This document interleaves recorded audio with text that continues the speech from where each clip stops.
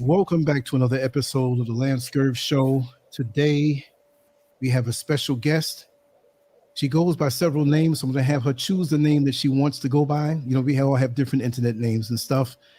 But the bottom line is that she is the creator of Dancing with the Stars, and she's been targeted, stalked, and terrorized. Why? She's going to tell you why. And we're going to bring her on the screen. We've had a few little complications with the screen freezing up, so bear with us. But nonetheless, it's for the information to be shared and spread out because we can't have our sister vulnerable to the powers that be, especially since she has brought so much to the world of entertainment. Now, I'm going to open the screen. My dear sister, here you are, looking beautiful. Thank you. Greetings, Brother Lance. Yes. Thank you for having me on your show. Thank you so much. It's a pleasure and an honor, and just to see the intensity of your work and to know how much you know, because we had a conversation, what was it, last night or the night before? And you kicked back to me like, you know exactly what I do. And I was like, wow, she really has to know, you know, and I appreciate that. And that made me even more enthused to just do more with you. But you have a very important story to put out there. And this is not just one time or a one-time deal. We're going to be coming on a regular because you have to get this story out there. And I urge everyone, before we get into it, make sure to share this video, like it, because the algorithms would work in its favor, because we want to have our sister's story out there, because they're actually trying to wipe her off the face of the earth. I don't want to say more, and we know that's not going to happen because we're one big family globally. But my sister Seven, I want you to talk to us and start from the beginning wherever you want to start. Well, greetings, brother. I'm trying to find you on the screen. I don't know. I've lost you. Wait a minute. Oh, can you? If you can hear me, okay. Yeah, I Greetings. can see you. And you can see me. Okay. Well, greetings, Yes. my brother. Greetings, everybody that's watching in the audience. It's a pleasure and long overdue, actually. I've wanted to work with brother for a long, long time. I've been watching your great work. Love your graphics. Absolutely love your graphics on your videos. Just outstanding. And yeah, it's a real honor and a pleasure. I wanted to know, can we share screen at all? Is that possible? Yes, we can. Because there's something I want to show you, but wait 1 second. I have to pull it up. Okay. So that people will be able to get some context to what I'm talking about here.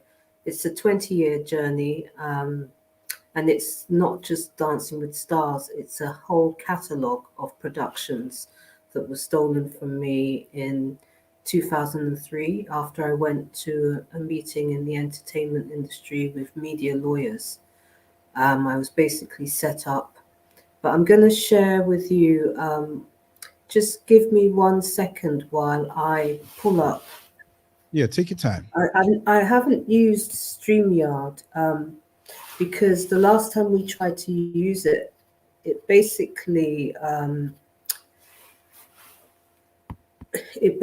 kept closing. So I'm opening something on my desktop.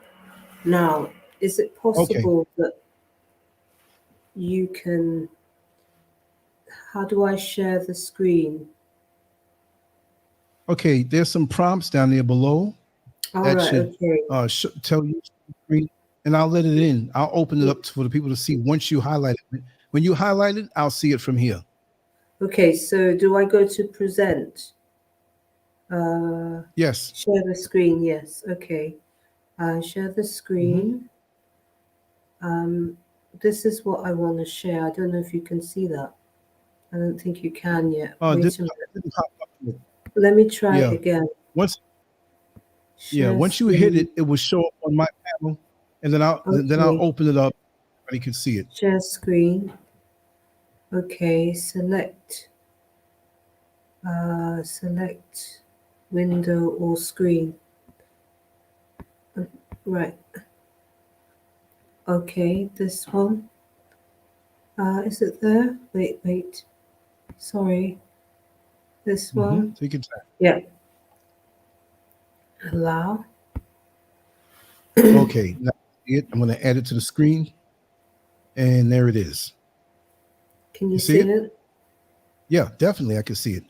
Okay, so basically, just to give people some context, these are the productions that I would say they're probably about 5% of the productions that have been stolen from me over the last 20 years. So we're talking a large body of work, which effectively is a slave trade. It's not just they stole my work.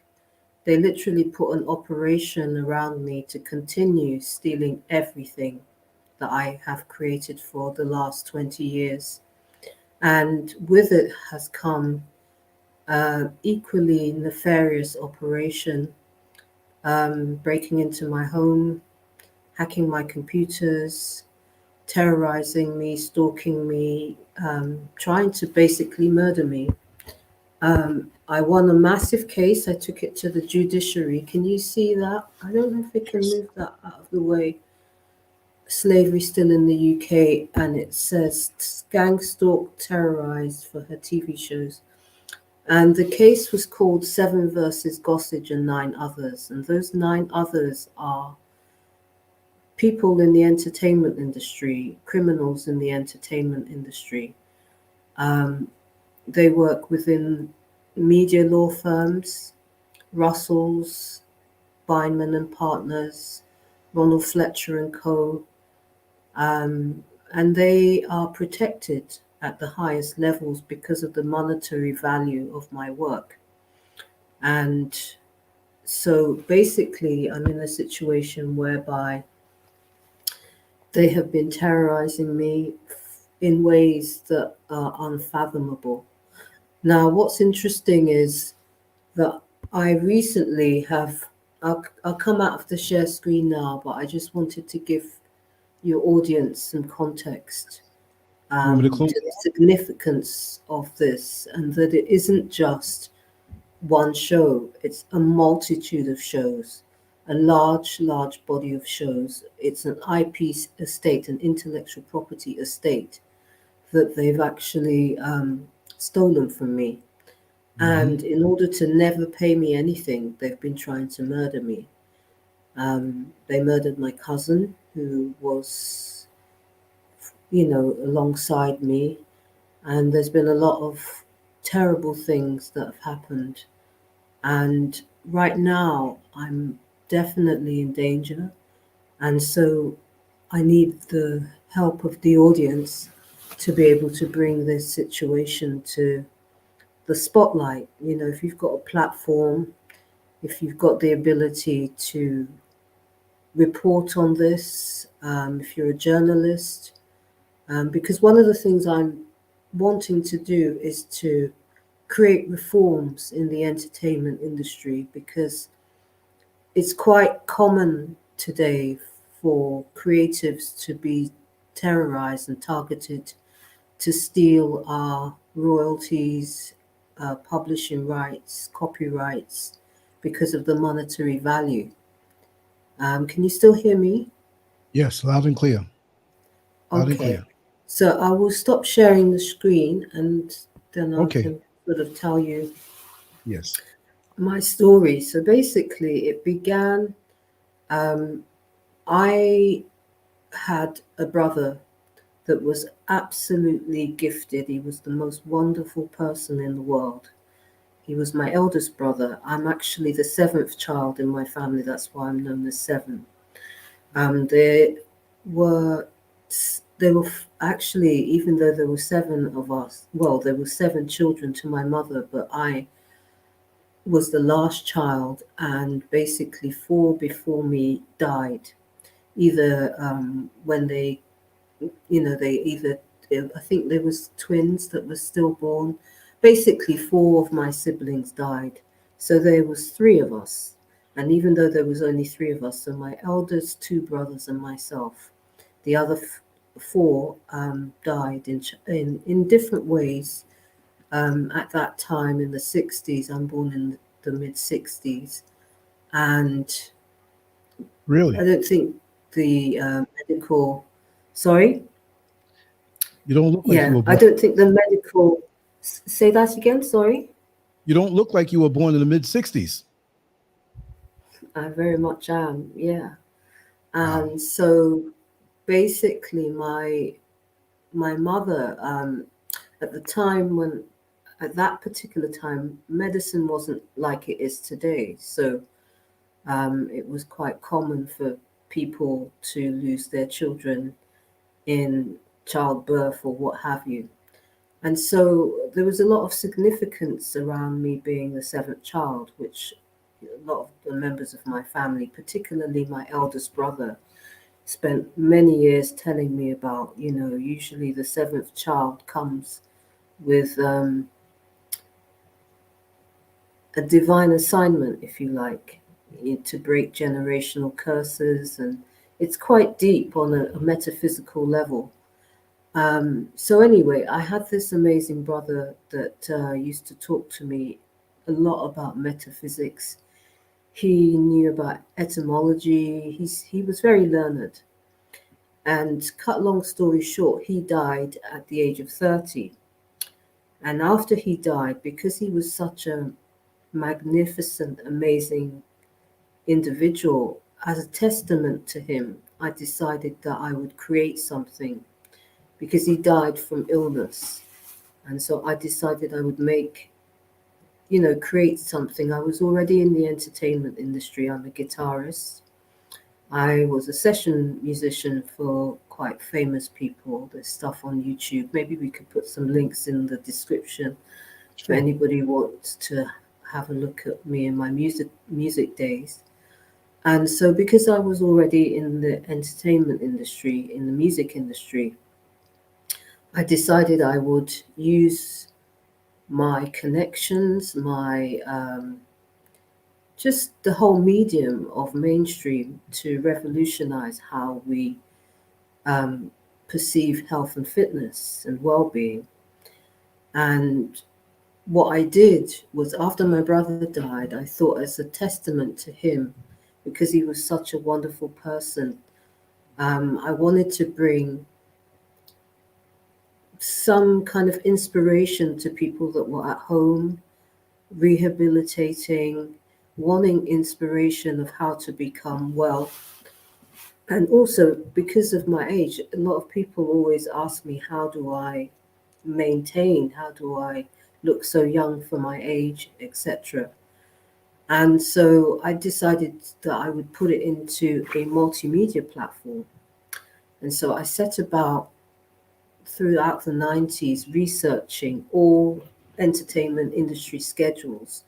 So whatever had been broadcasted over the last 40 years prior to my work, I basically looked at everything and I realized there was absolutely nothing like I was embarking upon doing. So I got to work. I was very prolific. I created loads of different documents and packages. It was basically, I created a multimedia platform. And at the time, I was also writing a book, which is all part of this, the large body of work that got stolen eventually. And so basically, I went to hospitals and I spoke to cancer patients, stroke patients, to get an insight to how they would be inspired to wellness. And it was what helped me compile a large body of research evidence to be able to put together what was quite a remarkable piece of work, if I say so myself. It was because it was based on love. It was the love for my brother, because I never experienced anyone pass at that time in my life. He was only 30 years old. He was my eldest brother, and he was my soulmate. He was a great influence on my life. He was one of the probably one of the most intelligent people I'd ever come across. Definitely genii. There's a number of them in my family, but he stood out. Not just to me, I'm not biased. I think everybody that met him would say that he was a very special person. And so basically, I wanted to give something to the world in his legacy, you know? Yes. And so when I finished it, I knew I'd created something special. I knew, just like somebody who writes a hit song or a hit album knows in their gut, this is a winner. I knew Yeah. it. And so the first thing I did was to set about, how am I going to sell this? You know, I wanted to license it. So I put a production team together, and it was made out of friends of mine that were accountants, lawyers, people that were also in the entertainment industry as well. And I contacted an organization called the Law Society. And I said, I've created something and I want to protect it. So they said, okay, you need an intellectual property lawyer. And so they gave me a lawyer based on jurisdiction. In other words, based on my location where I lived. So they gave me this law firm called Russell's, which is basically quite close to Regent Street, Bond Street, which are quite affluent areas in London. You know, lots of big shops to shop in that area. Anyway, so this law firm, Russell's, was situated there, and I took some documents with me, but I also created a NDA, a non-disclosure agreement, a confidentiality sort of contract. I wrote out a contract prior to going there, and I created various different versions. It was a very comprehensive um, package, multimedia platform that I put together. So effectively, I didn't create a show, I created a genre that didn't exist beforehand. This is why it was important for me to show you the multitude of shows. So it wasn't just one, I actually created a genre, like somebody creating soul music or hip hop or whatever. You know, I created this genre, and so it was a different kind of, in terms of how you license something like that, it was very different from just having one particular concept. Professionally, I'm a concept innovator. I've done law for about probably over 20 years now, and I do sit as a judge on a tribunal. I have my own tribunal as well, which is all morphed out of this situation. But so just to go back, so I contact the Law Society. They recommend Russell's media law firm that I go to speak to them. So on the 9th of June, 2003, I walk into a meeting with a young man called Christopher Gossage. Now, at the time, I looked a lot younger than I am now, but I was a lot younger. It's 20 years ago. So basically, I was in my late 30s at that time. And basically, I he thought I was a lot younger than I am. And so I said, I've created something that I want to license to TV networks. But before I can show it to you, you need to sign contracts. And for anybody who wants to look at this evidence, there is a report about my case called the Farrell Report. www.the the Farrell FARRELL report.net.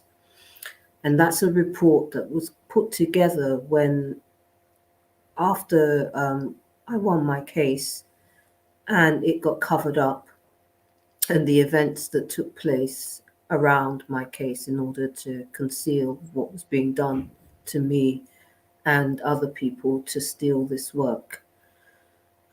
So just as a side note, for anybody who wants to have a look at the Farrell Report, I've actually done recently a 4-part video series going through the Farrell Report.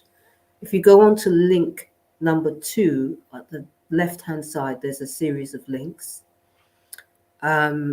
You'll see the actual report, the main report. And also, if you go to link 3, you can see some of the court documents. And so anybody watching that wants to pull that up while I'm talking and scroll through it, feel free to do so. I will actually link in the description a breakdown of the Farrell report. There's also a open letter on the Farrell report. If you go on to that, you'll see an open letter written from Tony Farrell. Tony Farrell was, for 17 years, a senior top criminal analyst in the UK. So he was a police criminal analyst, intelligence analyst, and he discovered my situation, and he was absolutely floored by the amount of evidence and the scale of the criminality, the racketeering, the corruption. This is Watergate times 100.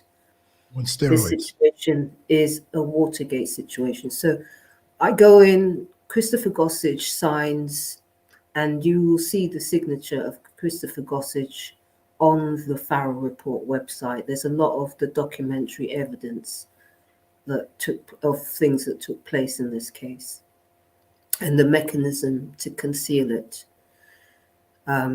So basically, I go in and I speak to Christopher Gossage, who was a young man, Caucasian man, and my documents were beautifully bound by the printers where I lived, because I lived in a neighborhood, excuse me, where I'm quite personable and I get to know the people in my neighborhood quite well. So there was a lot of people rooting for me, and the printers, because I would always be in and out of the printers having my documents bounded.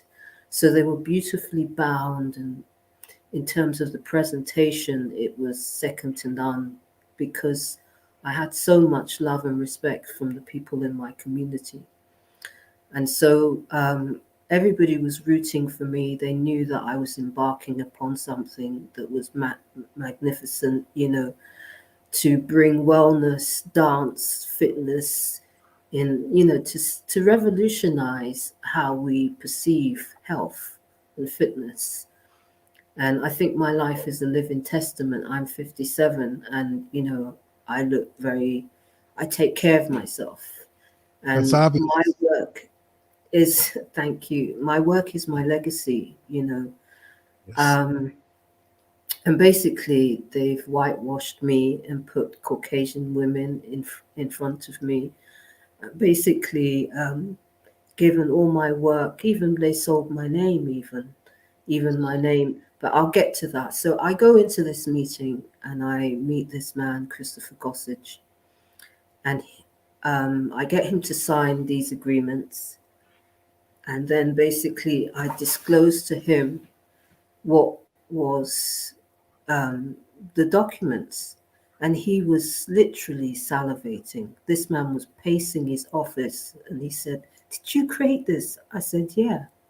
He was like, "Oh my God, we could sell it to Endemol. He was pacing the room, looking at the flipping through. He was like, "Oh my God." So sadly for me, I didn't realize that I walked into an organized IP crime syndicate. Yeah. I had no idea. I mean, everybody knows the entertainment industry has corruption, but I had no idea the scale that these people will go to. It's nothing short of slavery. And I'm going to walk you through what took place. So I basically realized by his response that I needed to be a little bit savvy of how I proceeded. And so I decided I would stop all verbal communication and only communicate by email, because there would be a paper trail of everything that was being discussed in regards to the negotiations for the sale of my work. So the next thing I know, I start being headhunted to attend a meeting by a man called Richard J. Hanna. Richard J. Hanna basically was connected to the networks. He himself um, said he worked for NTL and Clarion. NTL have since become Virgin Media. They basically, after the sale of my work, they basically did a, can't remember how much it was, like 1 point something billion pounds or whatever. It was a big deal. Um, and Virgin became, well, NTL became Virgin. That's all in the Farrell report. If you scroll through it and you go to the section on Virgin, you'll see the deal that was done for NTL to be taken over by, or they merged basically. So basically, I get headhunted to attend meetings and bring along my documents because I only showed it to Christopher Gossage.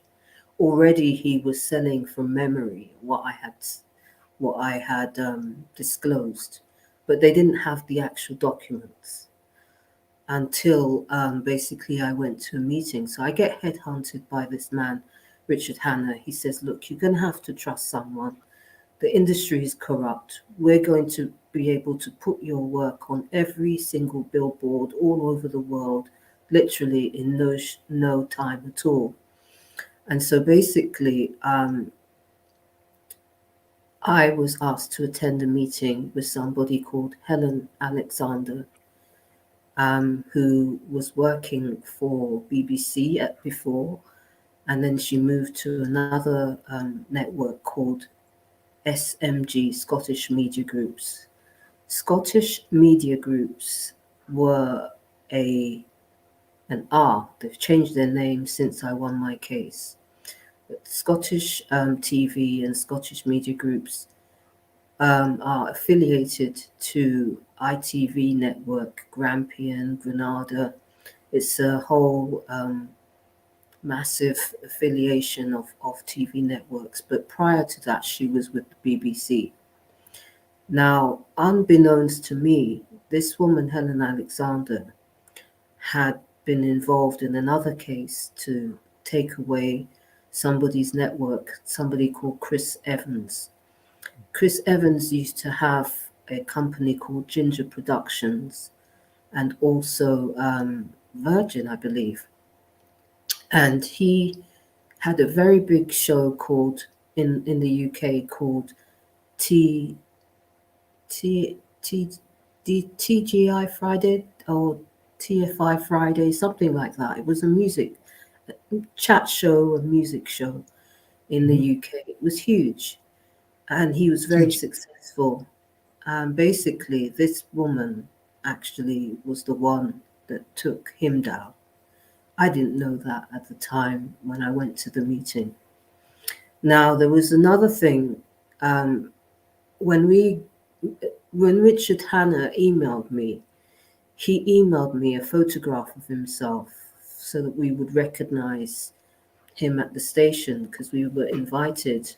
I was invited to go to Feltham to the NTL facilities, which was one of the UK's, if not the UK's, biggest broadcasting facilities that had ever been built at the time.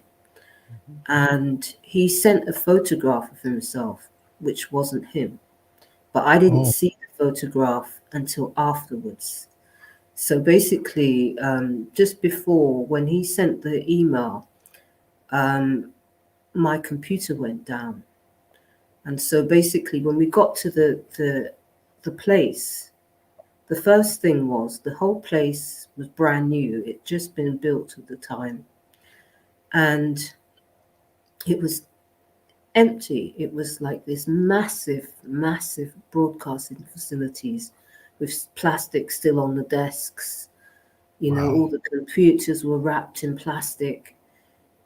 Satellite facilities. I mean, this place was humongous. And so myself, I attended the meeting with someone called Lisa. Lisa was a good friend of mine. And she was a law graduate. As I told you before, I had put a production company together, just made up of friends, and I wanted to do it myself. I just didn't have the capital. And basically, I just wanted to do like Right. license, not to outright sell my rights away or anything like that, which is why I always advocate to people to put their own contracts together.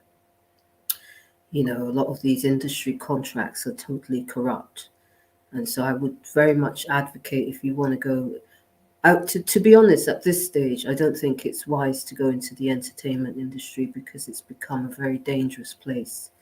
Yes. There's a lot of predatory people who absolutely have no care for the creative person. They just want to grab your creativity and use you as a resource.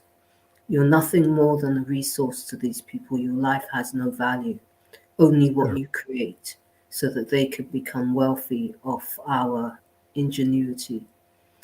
So basically, Lisa and I go to this facilities on the 11th of November 2003, and we are met with the man, Richard Hanna. As I said, I didn't realize until afterwards that he sent a picture of himself as a white Caucasian Lord Mayor. However, he was an African male. Wow. Um, he was an African male, and basically, he used a false identity in order to try to lure me to the meeting because I was very skeptical. I said Right. wasn't really needing these people. I just wanted to license my work, which is why I went to lawyers in the first place. So basically, after this particular meeting with Helen Alexander was there, she gave me her business card, and another man called James Manson, who also gave me his business card. That's also featured in the evidence on the Farrell report, and it was part of the court case. So basically, these documents get stolen at that meeting by Helen Alexander. And I don't discover until the 5th of December 2003 that my work is now on every billboard, every platform, every single organization that you can think of, Wow. country around the world is featuring my work. My work has been chopped up into gazillions of shows, which is why I wanted to show you the poster in the beginning, because Yes. it was chopped up into multitudes of shows in order to maximize profits. And basically, um, I don't know, at some stage, I don't know if there's time, I can show you some of the Farrell report, scroll through it, and then you can have a look at some of the stuff that I'm We talking about. we have all the time in the world. As long as all the technology is working, we got all the time in the world. Thank you. I really appreciate it. Thank you, brother. Um, yeah, Always. it's been a long one. And it's 20 years. So it's a long journey. It's been a long journey, a long, dangerous journey for me. Um, I wish I'd never created those documents. It was the worst thing I ever done. Worst thing I ever done with my life. I've had nothing but hell on earth ever since meeting these people. Mm. So basically, I leave the meeting, and the next day I see vans circling outside of my road. Now my road at the time was a very small street which had 7 houses on either side of the street. It's like a little crescent road.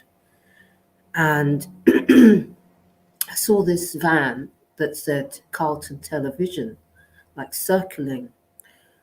And I thought, what are they doing there, Exactly. Um, and so basically, next thing I knew, there were men sitting outside my property. And then basically, I started to see the work emerge. all over the different networks, but nothing would prepare me for what took place. Um, I started being followed with men in balaclavas, myself and my mother, who since passed under mysterious, suspicious circumstances, along with my father and other members of my family. Um, so basically, that's when the gang stalking began, the domestic terror began on magnitudes that you would not be able to fathom.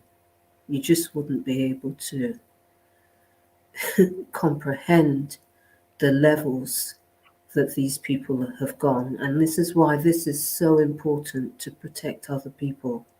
Yes. These people are still operating today with impunity.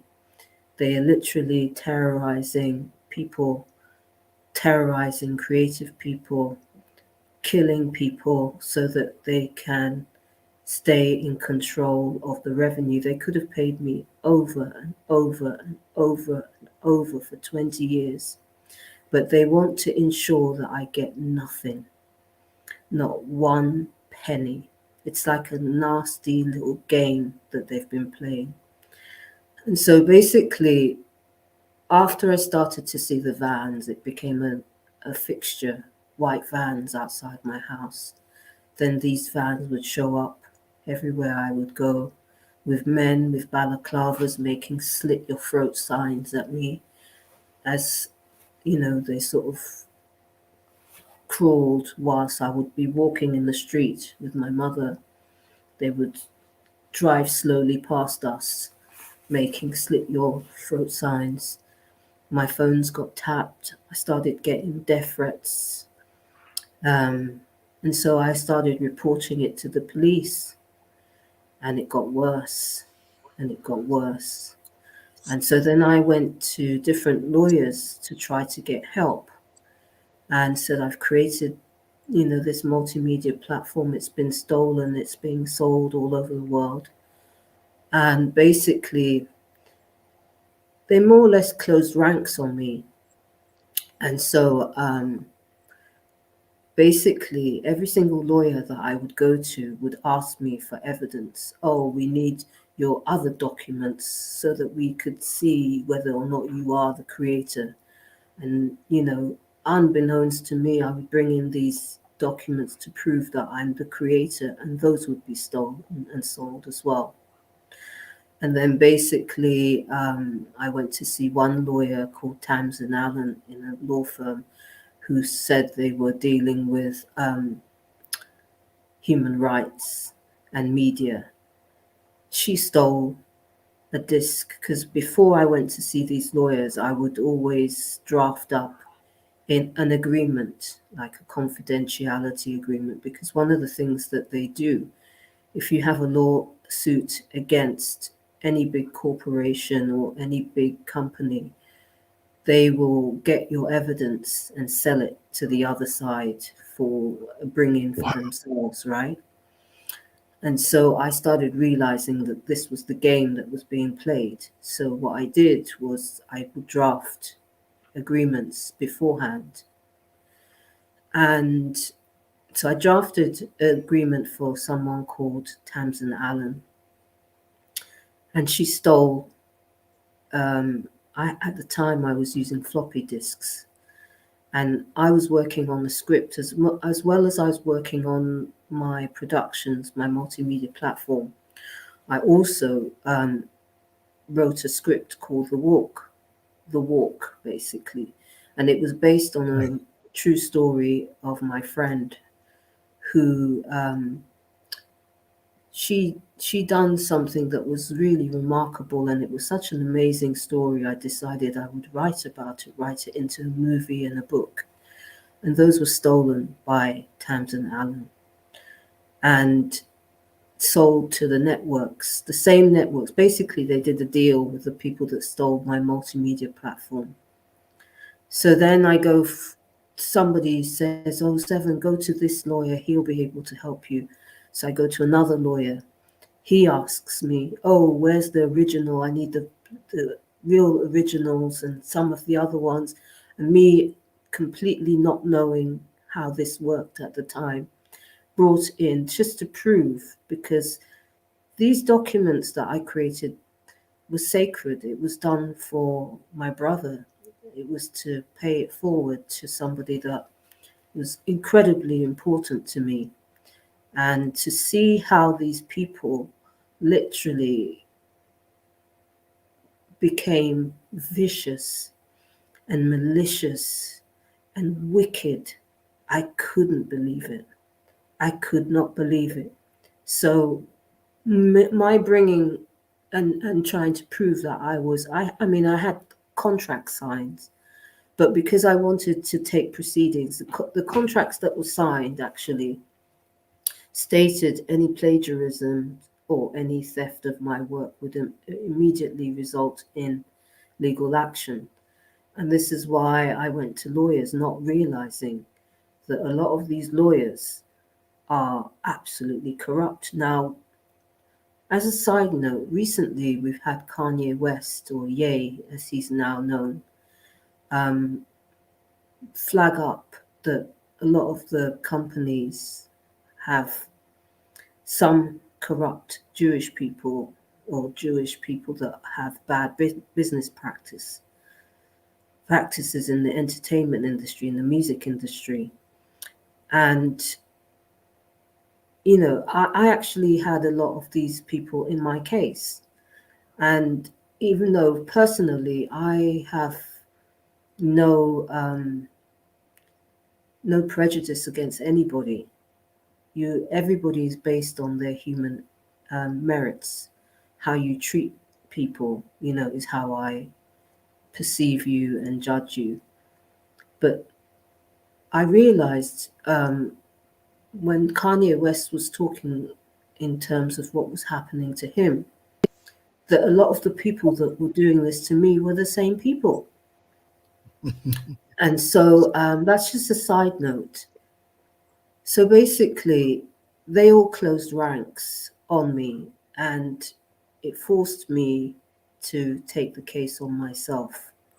And so basically, I sued 10 corporations and won, and they were Wow. shocked. It's never been done before. And Awesome.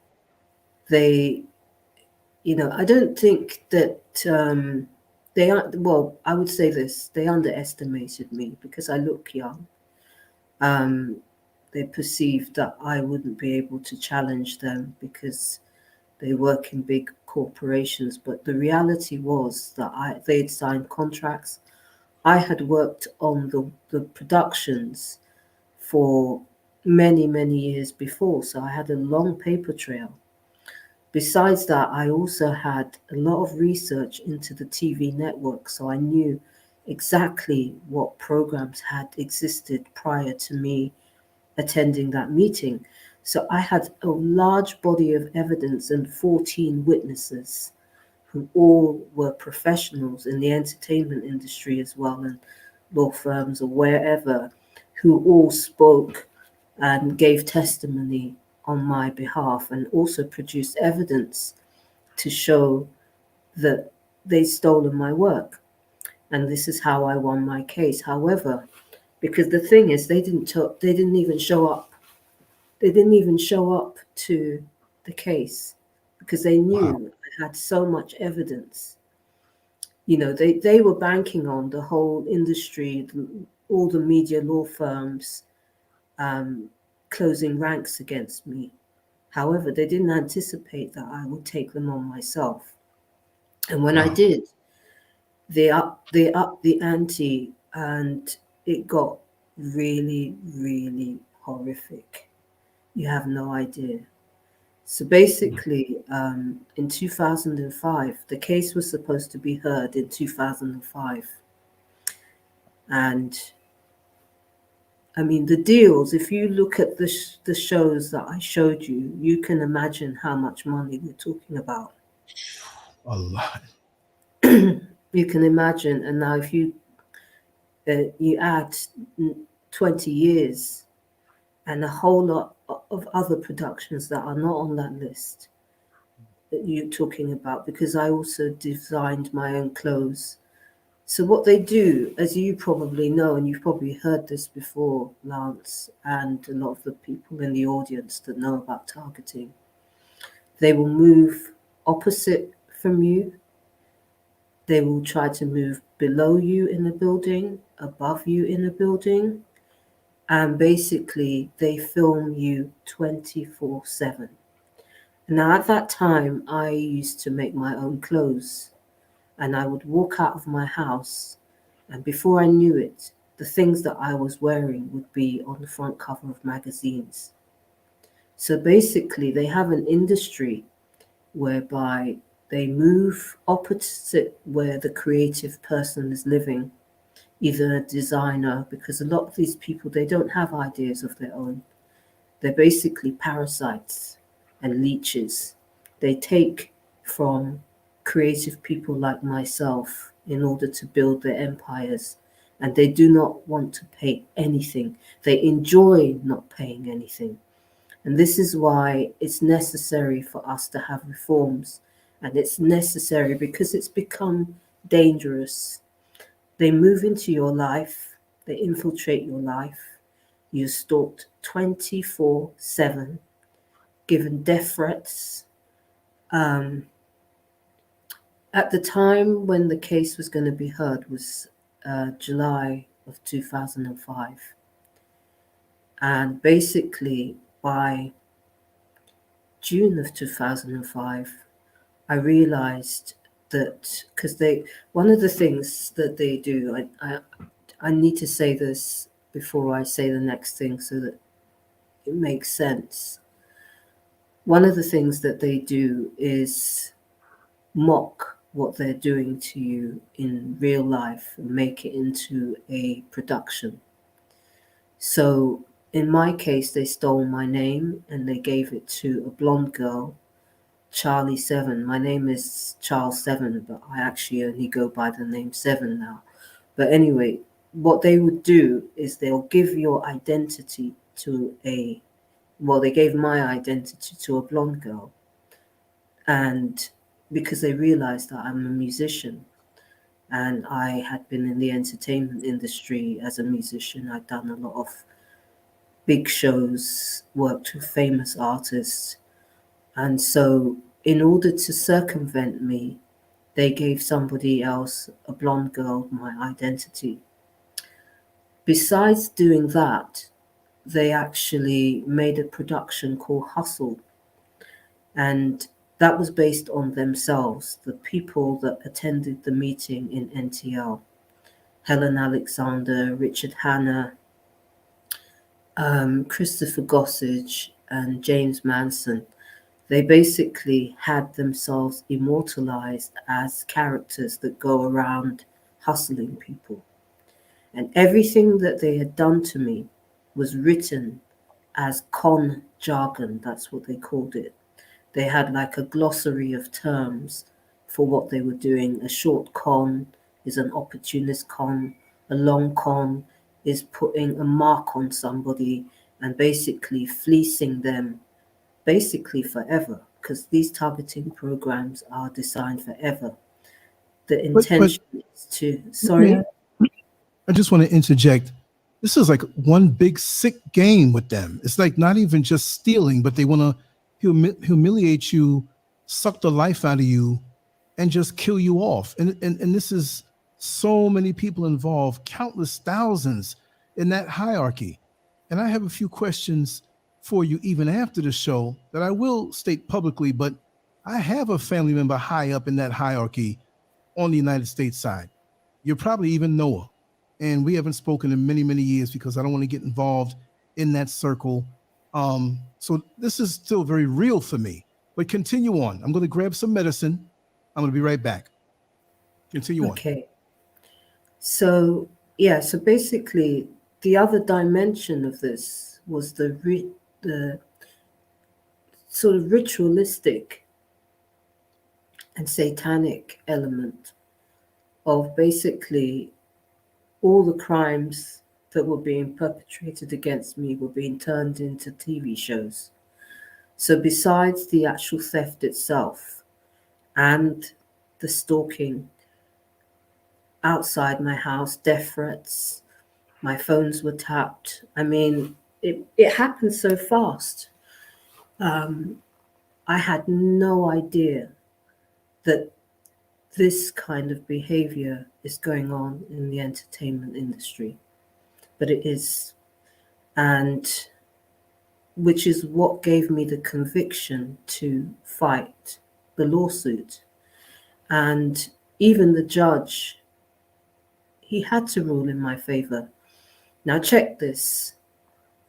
Basically, myself, with the evidence of 14 witnesses, went to court and I sued 10 corporations.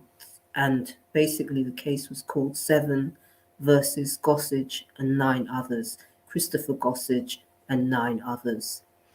A large part of these people are people from law firms, media law firms, and TV network executives.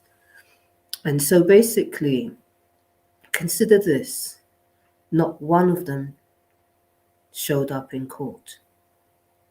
Not one of them defended the case. Not one. I showed up with a large body of evidence, 14 witnesses, and I brought the biggest case against the entertainment industry that had ever been seen. And basically, I won basically straight away, and they covered it up. They covered it up and they tried to switch it to make it look like I didn't go and they basically won. This is how they operate. So they covered up my courtroom victory because the judge said it was the best case he'd ever seen taken by a litigant in person, which is what it's called in the UK. And basically, the case had two components. I took the criminal side, the civil side, which is for damages, all sorts of damages, loss of chance, pecuniary damages, actual damages, damages for all sorts of things. Okay. And basically, what they did was covered the whole thing up.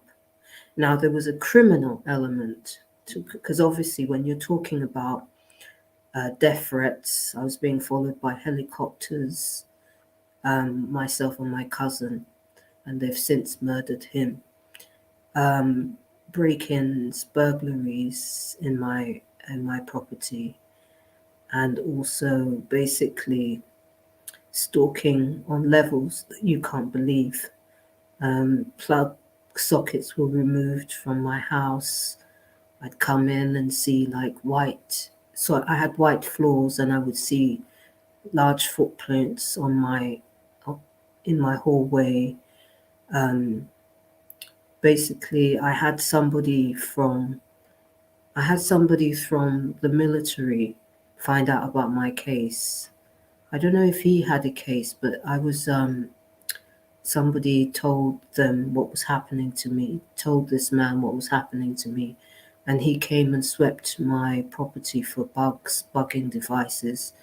And it was positive reading, so my flat was definitely bugged. And unfortunately, every time we went to the police, they would do nothing.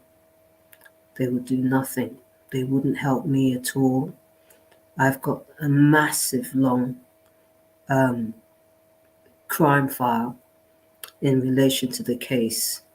It basically was being covered up to protect the monetary value because they were all helping themselves to my money. They have all been helping themselves to my money, and they wanted it silenced. They wanted me silenced, and they want me silenced. And they've gone over and beyond to literally terrorize me for 20 years. 20 years.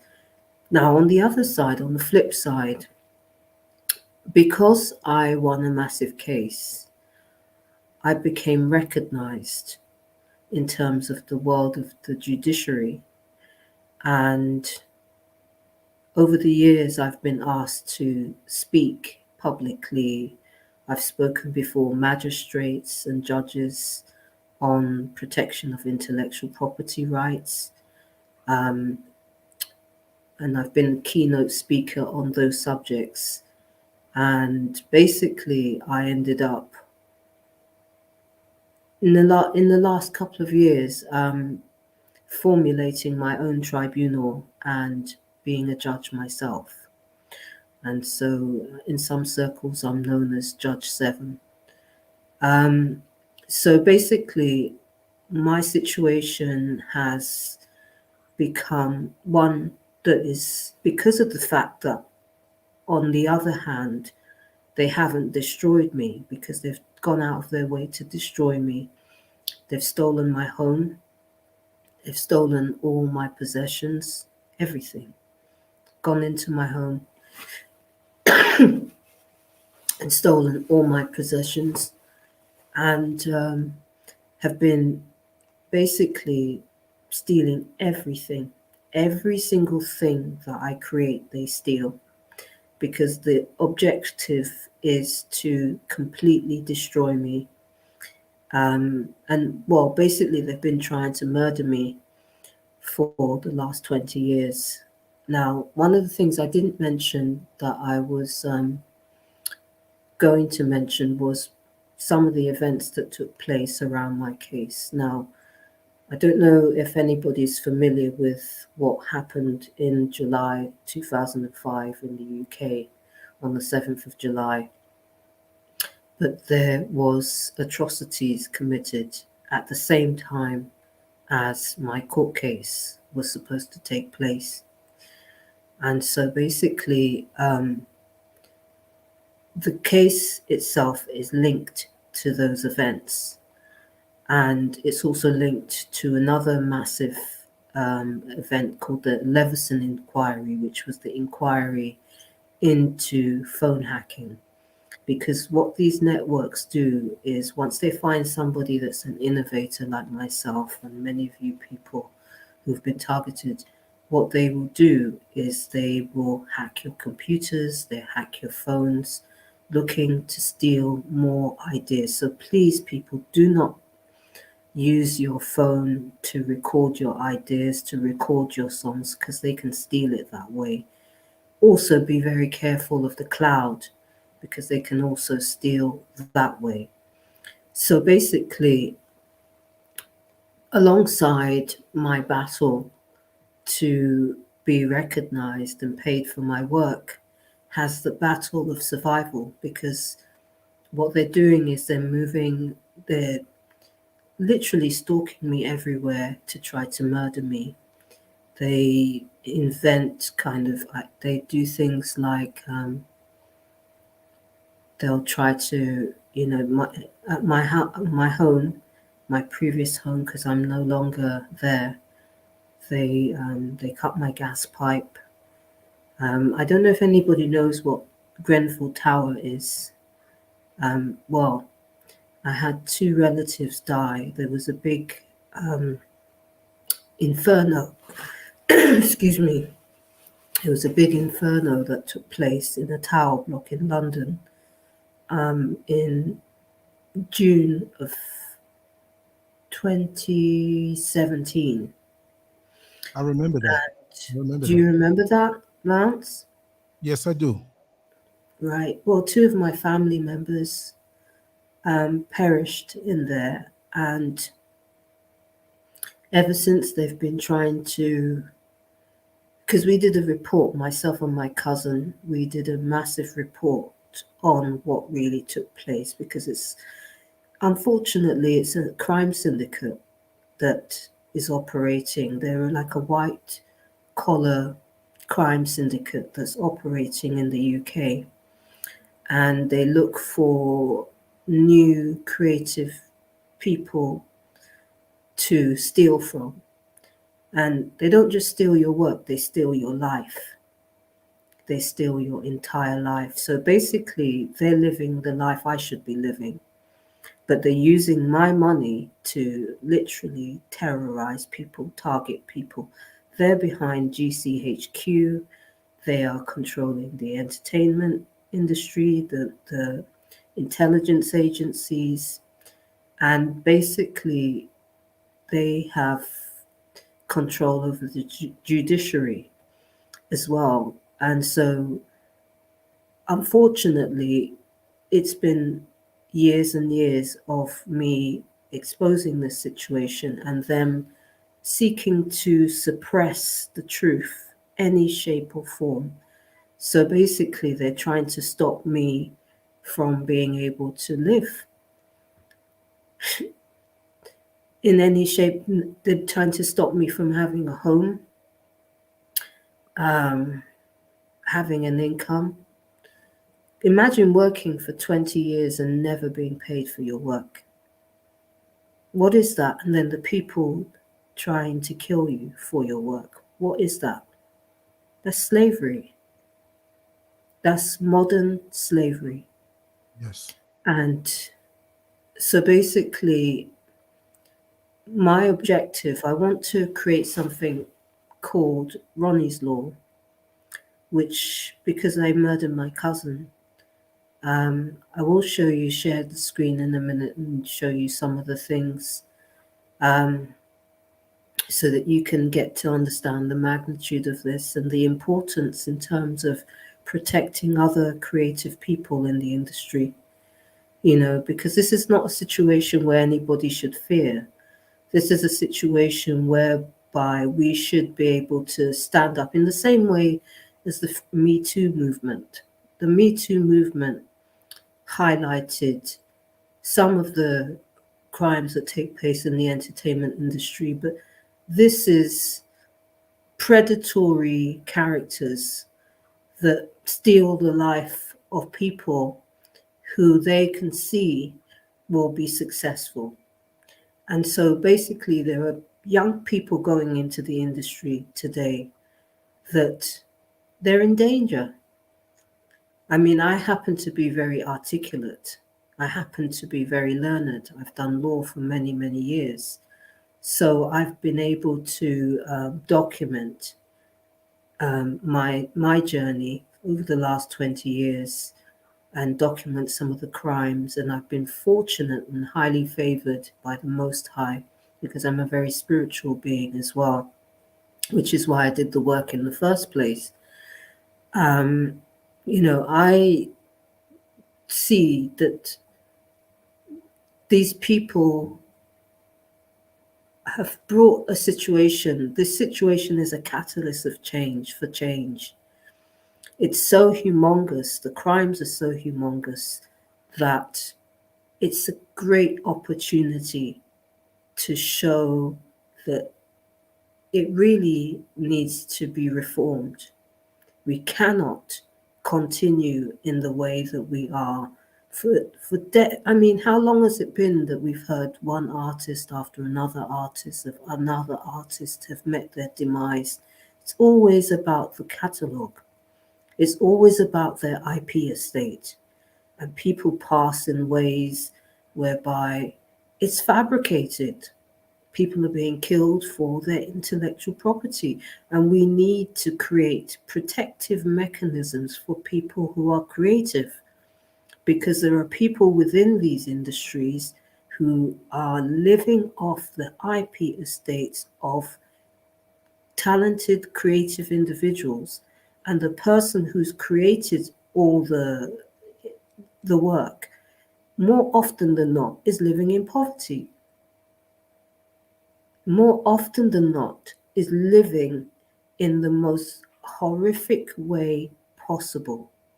And this is why we need to, first of all, one of the things that we need to do is to sound the alarm that this is even happening.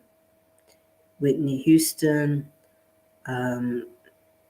Prince, Michael Jackson, Sam Cooke, Otis Redding. I mean, there's a massive list of artists, Jimi Hendrix. You could go on Thank you so much. Is it Kwame? Thank you, Kwame. Oh wow, thank you so much. Um, these people haven't, my relatives who've passed have not died in vain. It's to us to actually, yeah, Lauren Hill has gone through, Lauren Hill was somebody that, if you listen to her track called Black Rage, I completely resonate with that track because it's horrible. There's Leola Brown, isn't there? The beautiful, courageous warrior queen Leola Brown has been on YouTube exposing what happened to Whitney and Bobby Christina and Bobby Jr. And it's a whole lot of people around the whole Whitney phenomena that have passed away. Yeah, Bob Marley. It's become, they've normalized it. They've weaponized the entertainment industry in a way that needs to be addressed. And it's going to come from the people. It's going to have to come from we, the people, to actually sound the alarm and say, okay, you've had your fun, you've made your money, but sorry, all blacks were involved in her death. Yeah, I mean, as I said, one of the men in my case, Richard Hanna, he's an African guy. All the rest of them are white, but he is an African guy. But also, like in my case, my ex-partner got involved. He was part of an attempt to get rid of me. He told me that me and my cousin would be murdered, poisoned actually. Two of my friends joined forces with him because they wanted to get my money. It was very much a Shanquilla Robinson situation, and I escaped. I had to lock myself into a bathroom for God knows how long. In that situation, there's been many, many, many, many attempts. Today, there was something strange happen outside where I am, and I made a 4-part. I'll actually link it if Brother Lance doesn't mind. I will link it in the description area, and it's a breakdown of my 20 years, and I show you evidence of all kinds of staged atrocities that they've done to me to try to take me out, because what they do, they try to make it look like an accident, or they try to ambush you. They try to, because at the moment I'm supposed to be in university actually, doing a bachelor's, and I couldn't go because they stalked me all the way there. And I spoke to people on my campus and they said, Seven, it's better if you wait until you get some help and protection.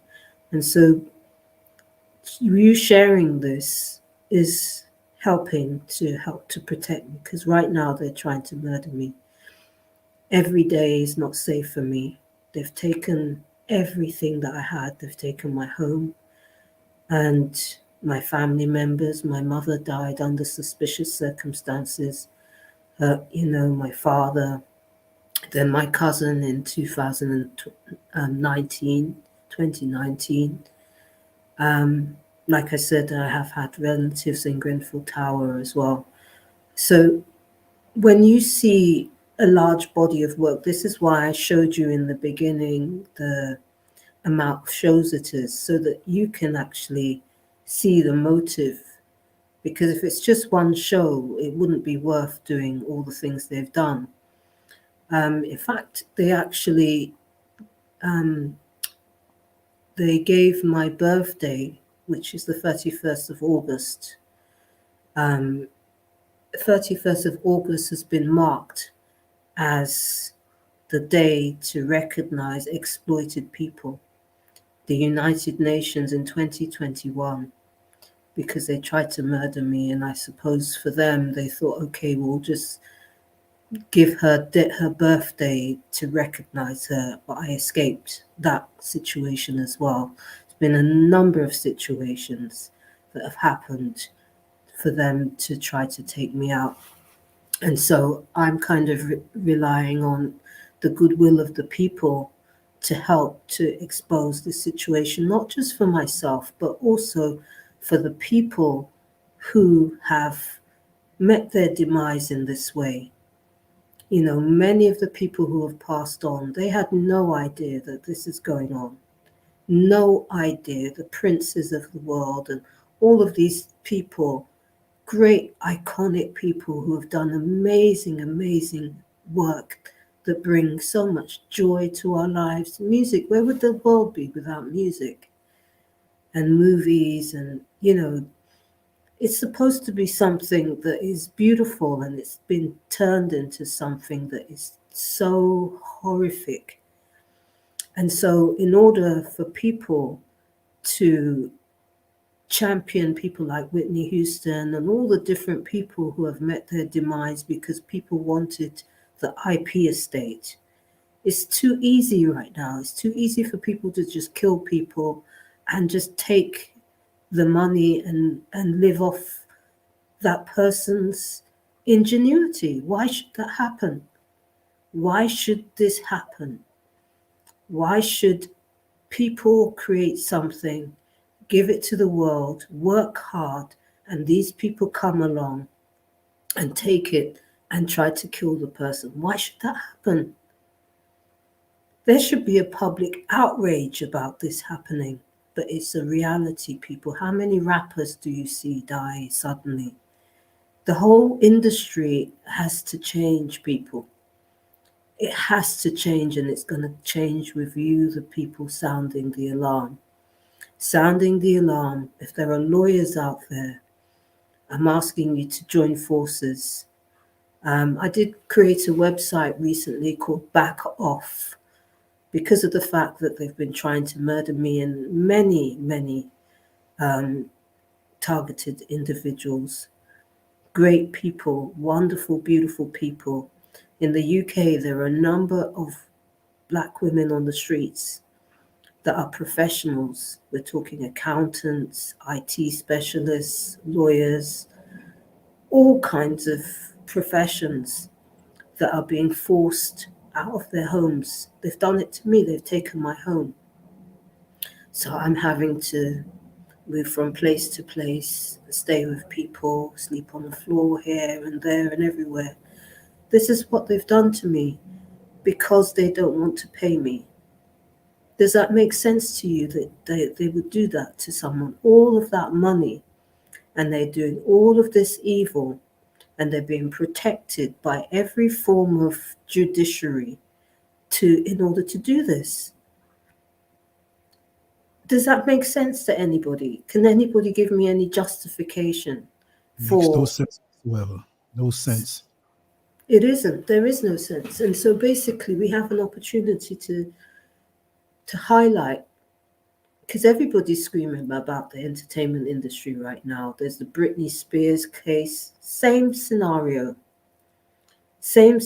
but mine is obviously a lot worse. First of all, I'm brown, you know, so in their mind, I'm nothing more than a slave. In their mind, the people who are doing this, the people at the top, basically they perceive me as somebody who has no rights to nothing. Nothing more than a slave to make them wealthy. This is how they perceive it. How dare these people? How dare the audacity of it?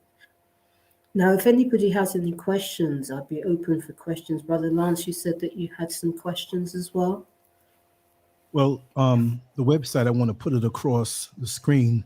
Is it backoff.com or backoff.net? Backoff.live, Live. Okay. Yeah. That's a And new so one. I have a channel on YouTube. If anybody wants to like, share, and subscribe some of my videos there, I actually make videos. It's called Urgent UK News Updates. Urgent UK news updates. Now, the funny thing is, if you type it in, you might not find it. And they're keeping my views really, really low. So, what I'm going to do is give Brother Lance a video to put in the description so that you can get to the channel that way. Um, and then basically, please, everyone, come and like, share, and subscribe some of my videos and share them, because what I've started is a panel on targeted people. Now, there is a massive phenomena of creative people being targeted because they want the resource. We're perceived as a resource. Yeah, urgent UK news updates on YouTube. If you can't find it, I'll have to put, because sometimes if you type it in, I've noticed that you can't find it. And Yes. so I'll have to give you a video or two. So, did you want to ask me any questions, anyone? Yes. And if anybody wants to come in to speak directly to her, let me know. I'll drop the link inside the chat room, and you can come in and keep it on topic and keep it directly, to the point. But I'm going to drop this link now. If you want to come in, and it may take a second or two before I let you in, depending on what we're saying. But that's what they do with YouTube, because as you well know, my channel is shadow banned, and it's very spotty because they'll allow certain things to go out and certain things just don't get any hits. Now, I'm not into the whole hits thing. I'm not here to be famous. I'm not here for any type of popularity. I'm here to do my work. I really prefer the back end of things, like we spoke about before, the graphics, to making the calls, to getting the guests Mm, on, and the algorithms and everything behind the scenes. So when no mm, one else is on, yeah, I can hold on and hold court in front of the camera. I have no problem with that. But YouTube is very spotty. And this is why I suggest that when you share even a YouTube video, just don't share it just on another platform like Facebook. Of course you will, but every time you share it, it's not always going to hit. And this is why I suggest WhatsApp. Now, WhatsApp is owned by Facebook, which is now Meta. And sometimes there are things that you can show on WhatsApp that will go viral, that people download. So this is why I say, on a personal level, send it to all your friends on WhatsApp and still any of the other platforms that you're in. If you have a channel, share it in your community section on your page and keep doing it. And we're going to continue with more and more shows with Sister Seven. This is just a down payment, but we're going to have all the regular ones and go in depth. And tonight she's going to go as long as she wants, as long as our equipment doesn't go out. And also, I want to say I have about maybe 5,000 or so characters in the description area. So I want you to go in as deep and put everything, write it out, not just a link, but put as much as you want, and I will transfer it into that area. And I will also put it on my site, lancegurv.com. And with that, you can put an even longer written word of what you want. Like I said, everything that I do and everything that I have is going to go all over. This is going to go on SoundCloud. This is going to go on Google Podcasts. This is going to go on Spotify. This is going to go on Apple Podcasts. And there's a whole slew of other ones that are out there that YouTube can't stop. So this is why I continue to do things and disperse it all over the place. I'll put in the work. You just come on in and tell the story, and we'll put in the work, and we're going to keep on doing this. And I'll make shorts of it to go out, little clips to bring them back to this website. So I will put in the work. If there's anybody that wants to thank come in, you. I just dropped the link in. I believe I did. Let me just try it again. Yeah, so Feel basically, we also need like Yeah, go ahead, sister. Go ahead. we also need like reporters, journalists, people who blog to talk about it, to raise the consciousness in terms of people being aware of what's happening in the entertainment industry. It's become a dangerous place, people. If you're a creative person, do not go into the entertainment industry. Do not do deals with the entertainment industry. Yes, this is one of the greatest forms of alchemy. Yes, yes, and yes. I don't want to say too much, but yes or yes, yes and yes. There is, I mean, the Farrell report is 240 pages. It's the biggest report of its kind. I mean, I don't know if we can share the screen again and then I can flip through it and maybe show you some of the things that will, some of the things I've been talking about. How do you feel about that, brother? Is that okay? Brother Lance? Everything Okay, that you see fit is okay. Not a problem. Just go ahead and okay. share. Put it right on in. Okay, I wanted to share with you because Tony Farrell, just so that you could see.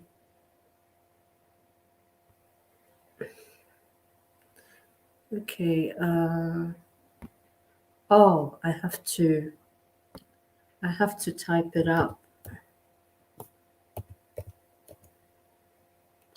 Wait 1 second, people. Yeah, take your time. Take your time. .net. So I'm just going on to the Farrell Report website so that I can share it with you. Now, I just shared, let's see if I can. Okay, oops, this, it's not there. What about this? I'm trying to find. All right, so we should be able to see. It's not there. See if I But can put it in that window. I was we'll go trying through. to Don't worry see. about it. Can you? We'll. Is there a way for you to? Because it says select a window, but the report that I want is not going into the window. It's not there. It's Let's not there. see. No. I would Let me see it try. pop up on my screen, but it hasn't. Okay. Can you type it in, brother? Oh, sure, sure. The Give it to me. Farrell report. So THEFARRELL report.net. Gotcha. So let me come It's out of coming. this shared screen. I'm just trying to work out how do I get out of it. I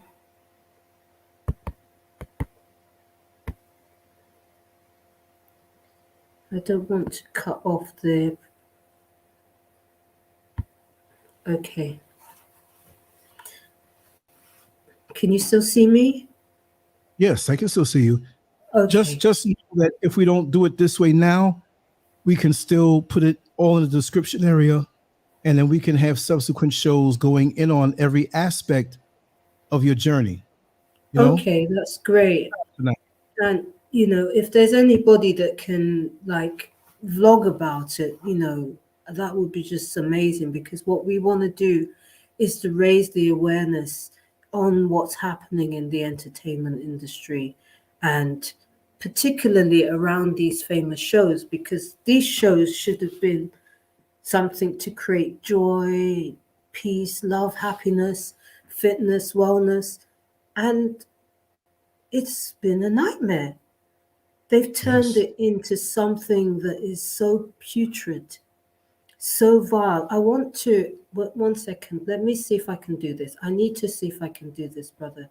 I really want to share. Let's see if we can do it again. I will go here, share the screen. Let's see, share the screen. Blocked your screen. Click screen icon to address bar to allow access. So I have to click the screen icon.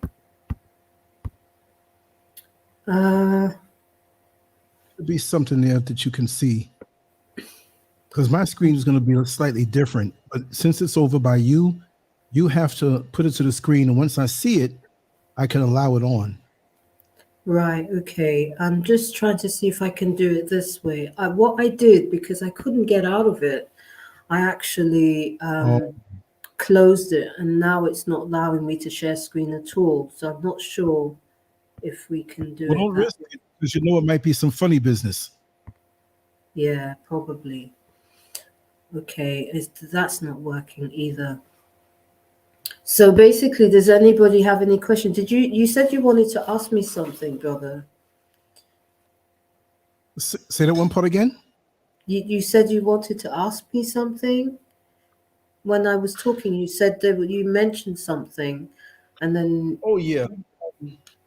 was there a I, particular question you wanted to ask me? well, I don't want to say the Too name, much. and if I say the position, it's going to bring a lot more attention on me. But um, Yeah. there's one of Well, the highest. don't say Yeah, anything. yeah. It's better to do than say. I won't say. Yeah, yeah, but I'll tell you off the air Yes. because they're family to me. I mean, blood, and they're. I'll say it this way. I'm measuring my words. Don't worry. They're in the entertainment industry, but not as a performer. Right. And I'll just say this: ASCAP, and I'll leave that Okay. alone. Okay. Well, I don't know if there's anybody in your audience that wants to ask anything. I'm Yes, really thankful that you stayed with it. I appreciate the time and energy that you guys have given to this. And, it is time for change. It yes, is time for change because the culture has been one of exploitation forever. And as long as entertainment has been going, if you go as far back as Sam Cooke and people like Sam Cooke, yes. um, it's been a culture that has got comfortable doing this because the Hmm. whole judiciary protects them, particularly when somebody looks like me and they think, there are all these contracts. They never went to court. They never went to court. They never defended the case. And yet they're the ones being protected and allowed to violate continuously. Yes, And right now in the UK is literally everybody striking. All the services are striking because it's a culture it's a culture of unfairness. It's a culture that refuses to acknowledge other people's rights.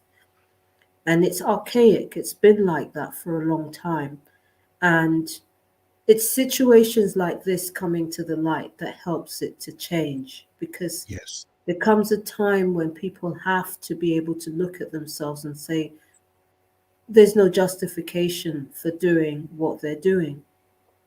They're going out of their way to harm me. There's no justification for it. right. And if you look at the gang stalking, there's a manual called the Gang Stalking Manual.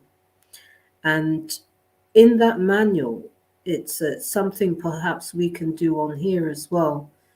You see the whole, it basically, I think it was, her name is Dr. Raini Kilda, and she was a medical doctor in Finland, and she exposed this manual. And the manual is the training manual of how they trained criminals to target people and terrorize Wow. people. And it's been exposed, and it's so important for people to look at because it shows you the lengths that they go. Everything that has been done to me and is being done to me is written in this manual. It's all in black and white in everybody's face. And the thing is, in the UK, it is institutionally racist. You see that with Meghan Markle. Meghan Markle, I don't know if you know about Meghan Markle. Well, she's an American Yes, definitely. originally. And recently, I'm not a royalist and I'm not an anti royalist. I just deal with people on their human merits. I'm not somebody who follows any form of, I'm not a membership of any club. You know, I pray directly to the Most High. I respect all people, all religions. Um, but in regards to Meghan Markle, I recently saw that there's a broadcaster called Jeremy Clarkson, And he said about Meghan Markle that he hates her on a cellular level. And this is how they are. I don't think that man's ever had any intervention with Meghan Markle, nothing whatsoever. And he's put on the front cover, it's only about a month or so ago, in December, he had written, or it could have been early January, but it was very recently anyway. He wrote that he would like to have her stripped naked and paraded through the streets with excrement thrown at her in every town throughout London or the UK. That's easy. Wow. And this, the level, I mean, if you saw this putrid article that was published in the mainstream newspaper, it shows, it's indicative of the culture. The culture in the UK is extremely archaic. You know, if you look at some of their tourist attractions, things like Tower of London, London Mm. Dungeons, these are people that have a completely different outlook to life. Everything that we perceive as love, light, they don't. These are people that colonize the whole world. You know, look how many countries are speak British, English, because of the fact that they are known for their brutality. It's a very cruel place, and particularly for us. But the thing is, there's a duality because on one level, they're very polite to see in their face. So basically, they have one face to you and another face in the background. Do you see what I mean? Yes. That's Hmm. typical of the culture here. And so right now we have racism on an all-time high. And obviously with the situation with the C word, I don't want to say what it is, the medical C word, if you know what I mean. And a lot of Yes. stuff is Yes. coming out about that being a complete scam, you know, and obviously lots of people dying suddenly, etc., etc. So there's a lot of stuff coming out in mainstream, and unfortunately, it's a culture that for instance, let me put it this way: there's something called the whipping boy in the UK. If you are somebody considered aristocracy, what they would do is they would get a whipping boy. So let's say one of the children that's part of uh, the monarchy or whatever, just as an example, would, let's say one of the children was running through the palace and he dropped a vase. That child, because they're considered to be royal, wouldn't be punished. They would get somebody else's child that didn't do it to be whipped for their crimes. And this Wow. is really, in essence, what the targeting program is. So people have perpetrated crimes against us. And so we are being whipped and punished for the crimes that they have committed. That's it. That's the targeting program in entirety. When you look at the actual gang stalking manual, it talks about punishing the person who's being targeted and studying them over a period of time to find ways to punish them, punish us. And Yes. so, you know, when they realize that you're still surviving, they up the ante and they Hmm. make it worse and worse until the objective is to kill you. And this is what I'm dealing with right now, and that's why I am in danger. I am in danger, and this is why I need everybody's support to get this information out. So, if anybody wants to ask me anything, I don't want to make the video too long because I want you to be able to share it and people actually watch it and spread the information as far as and as wide as possible. Well, So, I'll tell. brother, sorry. Yes. I'll tell you, any 2-minute slice of this video is chock full of information to enlighten the people to what's going on. And you have a very important role, even though Thank you you. have been sacrificed of your life, your home, being credited with the work that you've done. This is a pivotal point in the entertainment industry that I'm quite sure as short years go by, we'll look at this and look back and realize the important role that you played, because you have Thank you. suffered much, but you're still here. And I can look in your eyes and tell that you've been through a lot, but I can also look in your eyes and tell that you're not going anywhere. You're not backing up, and you only have to rise. After all you've done, keep talking about it, because we know out here on social media there's a lot of buffoonery, there's a lot of foolishness that acts as a smokescreen to those stories that we need to hear. So the bottom line is, it's like a 15-round fight. And you may feel a little weary because you're in the 14th round, but it's not too much longer to go. And everything will Thank break through, but we do depend on those who are watching, whether they're in the chat room, whether they see it now, whether they see it afterward, to share this in everything that you speak. Because not only that, you're helping to keep many of our talented youngsters from getting into the entertainment industry. That will just be a grinding experience for them. And for many, they get them much younger. The age you are, the chronological age you are, doesn't match the actual age you are, because you're much younger than that chronological age and you have a lot of fight left in you. So I'm in there with you.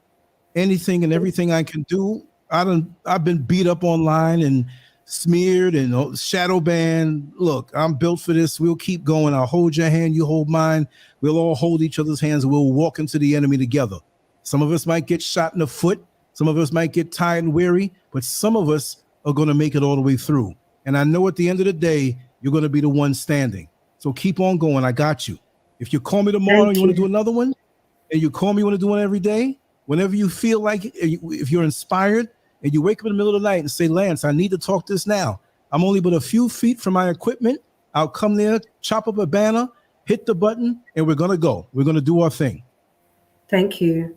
You know, one But I'm thing I would like to do is to have a campaign about the entertainment industry and to have everybody come on board, you know, yeah, and for reforms, to call for reforms of the entertainment industry. And what that looks like would be protective mechanisms for creative people, people who are intellectual property creators.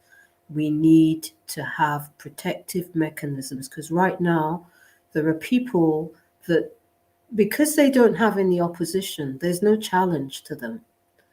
This is why they hate someone like me, because they don't, or Kanye West, you know, Ye West as he's now called. Apologies for saying his name wrong. You see, the thing is, they don't normally hear people speak up about this kind of thing. And we need more and more people. There is Leola Brown, who's Bobby Brown's sister, who's doing a remarkable job on the situation with Whitney.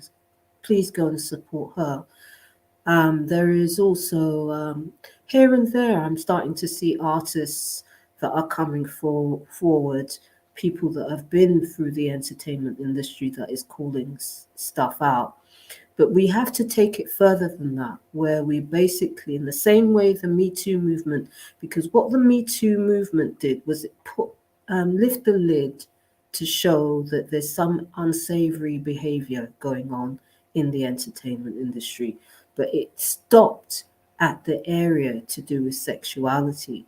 It didn't cover exploitation of creative people. And the reason it didn't cover that is because people are profiteering from it right now. And there are some times when some money is not worth it. There's blood that's right. money, hush money, trick money, you know, all kinds of money that you just don't want to touch the energy of that money. It's it's funding wickedness. And the thing is, they're not even doing anything good with the money.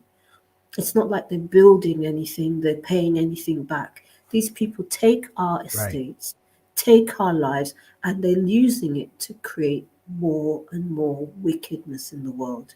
They're not using it to do anything that is constructive or productive in life. And so right now, we need to have a campaign.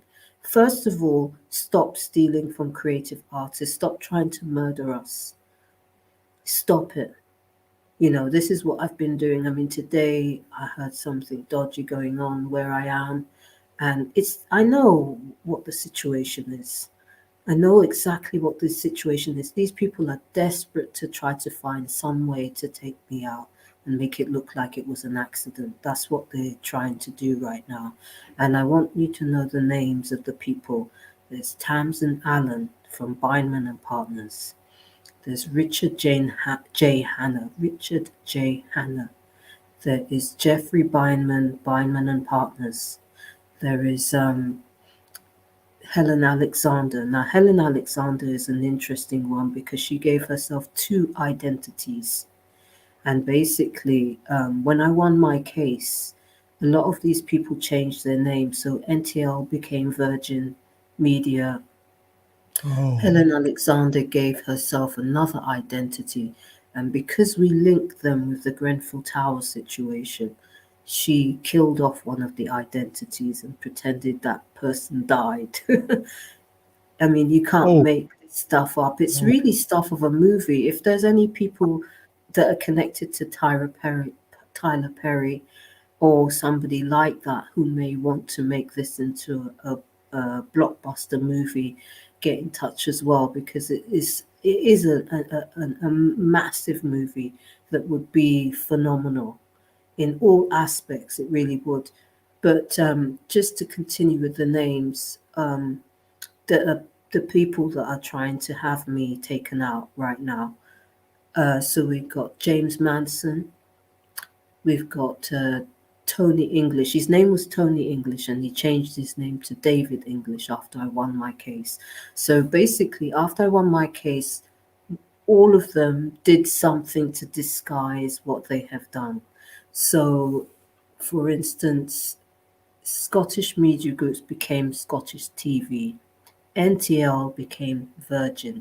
Now, there's a very important part that I actually forgot to mention, which is when I walked into NTL facilities back in 2003, I wasn't aware, but they had built those facilities because they had taken loans from Japanese investors.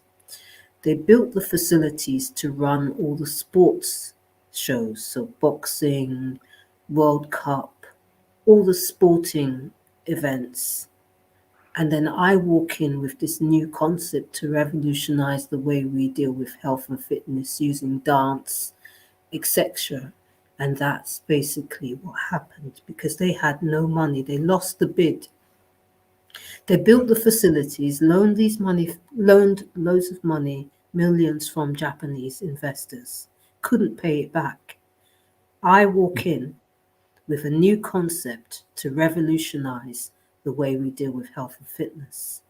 And then basically it became a scramble. It's written actually, there's I've got some great pieces of evidence on the Farrow report. That's why I wanted to try to share it. It's a shame you can't type it in and pull it up on your Oh, yeah, end. Because yeah. That's a so good idea. Hold on 1 second. let's see if you can do it, that would be excellent.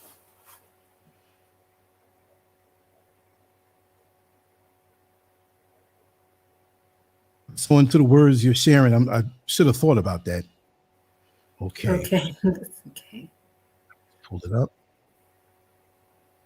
Oh wow, here we go. I haven't done this in so long. Just bear with me. I'm going to drop the full link first. That should be clickable, and I'm going to pull up, present, share screen, Chrome tab. There we go. Okay, let's see how this is going to go. All right. Um, Yeah, hey, we got there in the end. So I can't see it as big as yours. I don't know if I can yeah. make this bigger because it's very small on the screen. You want me to Um, read it for you? um, yeah, if you can read what is written on that front piece, it was very opening Okay. for All right. the audience. Okay. The Farrell Report. Dear Sir, Madam, the monstrous state cover up of Miss Seven versus Gossage and nine others. My name is Tony Farrell. I am a former principal intelligence analyst within the police service, and this website will provide an opportunity for viewers to download utterly damning information exposing what must be one of the most monstrous cover ups in the history of the British judicial system. The case material freely on offer here concerns corruption and racketeering within the media and the entertainment industry. It's extending into circles of the judiciary and the police service. Beneficiaries of this decade of racketeering include the BBC, ITV, Channel 4, Virgin Media, Scottish TV, and large international law firms such as was it Bindman? Violence. Okay, Yeah. Bindman's with its associated linkages to terrorism and the Leveson inquiry into phone hacking and the police media relationship. This case contains an extraordinary illustrative example of prolonged gang stalking and a reign of domestic terror at its most blatant. Some of the downloadable material has clear relevance to the London bombings of the 7th July 2005 and the assassination of Jean Charles de Menezes 2 weeks later. I think I got that name wrong. This material will shock, scare, and infuriate, but it will also enlighten and encourage. This is a truly outrageous case. It involves Miss Seven, Miss Charles Seven, a Rosa Parks of our generation. The available material tells of her battle against some of the giants of the entertainment industry and against high profile individuals, corporations, and controlling systems. It is a case that will strike at the treasonous corruption within our midst.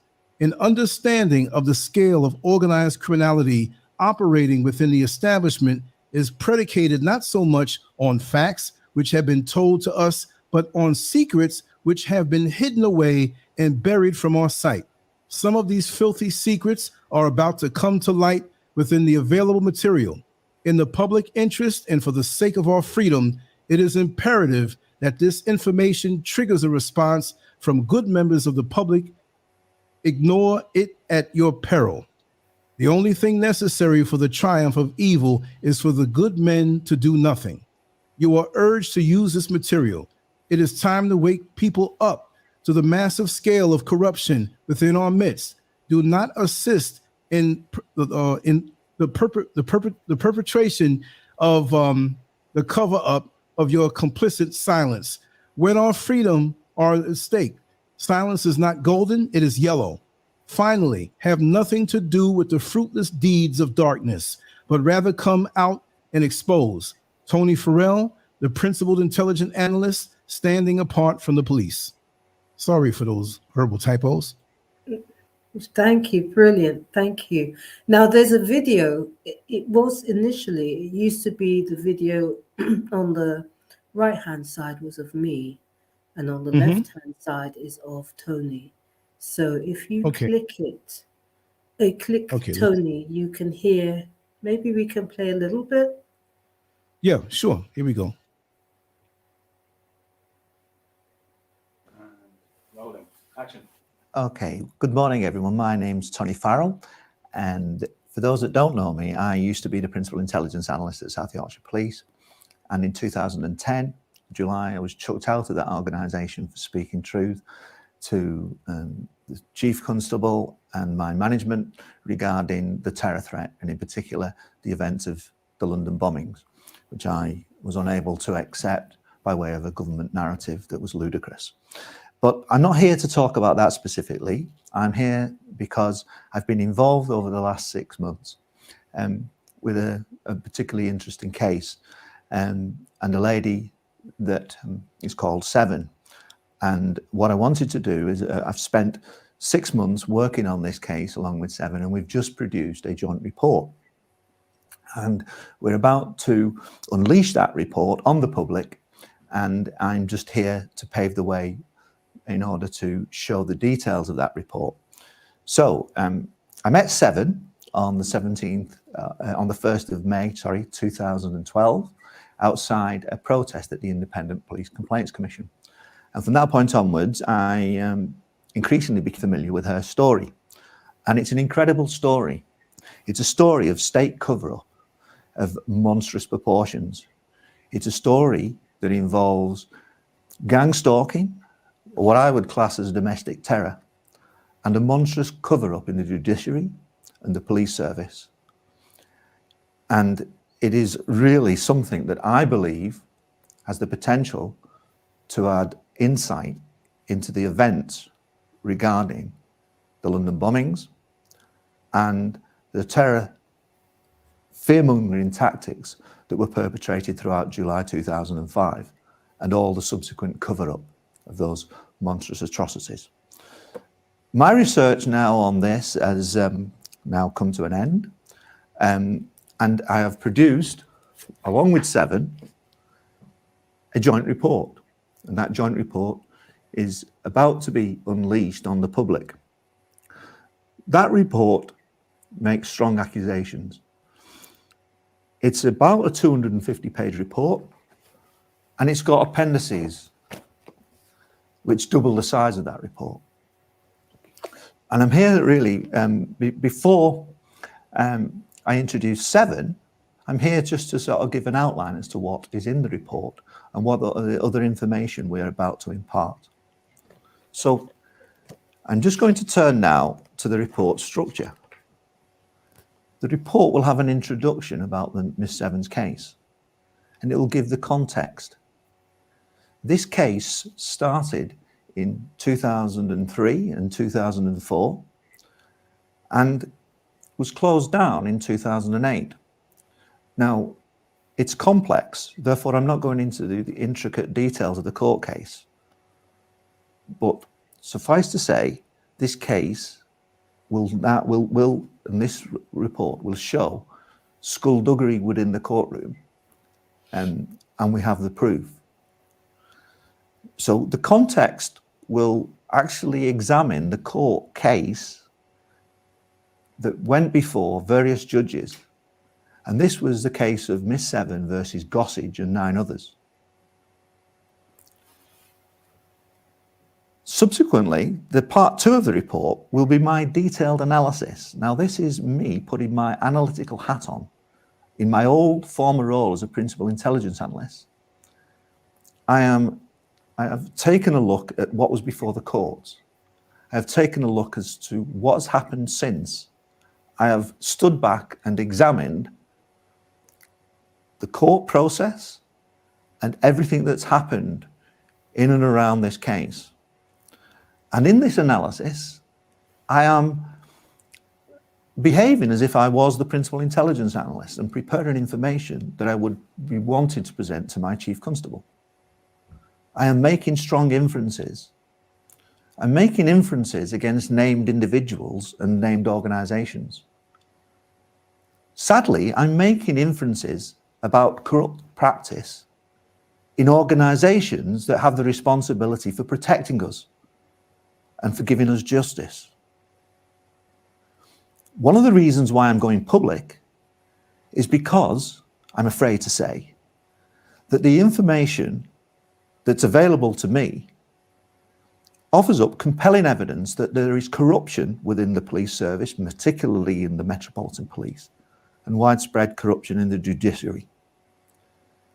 And the inferences I'm making will expose those elements. And it's all in the report. The third part of the report will be the fact that I am making inferences on various events that have happened, whereby my probability assessment is that at least five people in this case could well have been murdered as opposed to met their deaths some other way. And that I'm making very strong inferences in that case. Murdered in order to cover up and keep quiet and silence the evidence that is within. Part 4 of the report contains analysis and Seven's own reflections of various parts of her case that have unfolded over the years, but with particular reference to the connections with the London bombings and what was going on in the country in July 2005. Now, even before I knew Seven and was familiar with any of her case, I knew that 7/7 was an inside job. Having met Seven and familiarized myself with the case, I am persuaded that her case gives fresh insight and a new dimension to what really may well have happened on the London bombings. And for instance, on the 22nd of July 2005, the assassination of Jean-Charles de Menezes. The report further goes on to give my own personal experience since I met Seven, because a feature of this case, and it does have many unusual features, is the extent of the gang stalking that Miss Seven has endured over a prolonged period of time.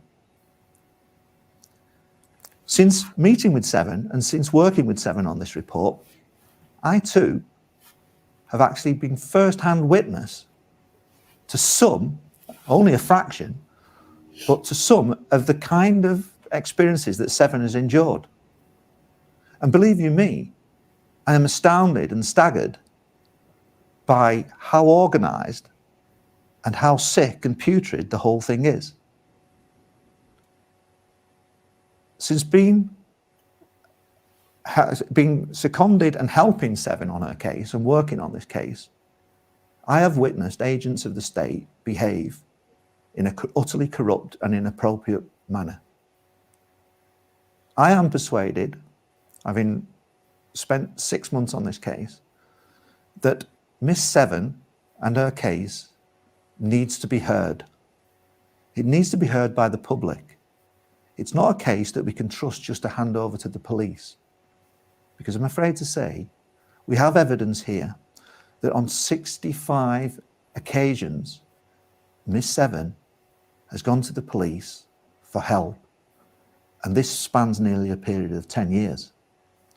And on 65 occasions, I can point towards a total abject failure by the police service to protect a victim of monstrous criminality.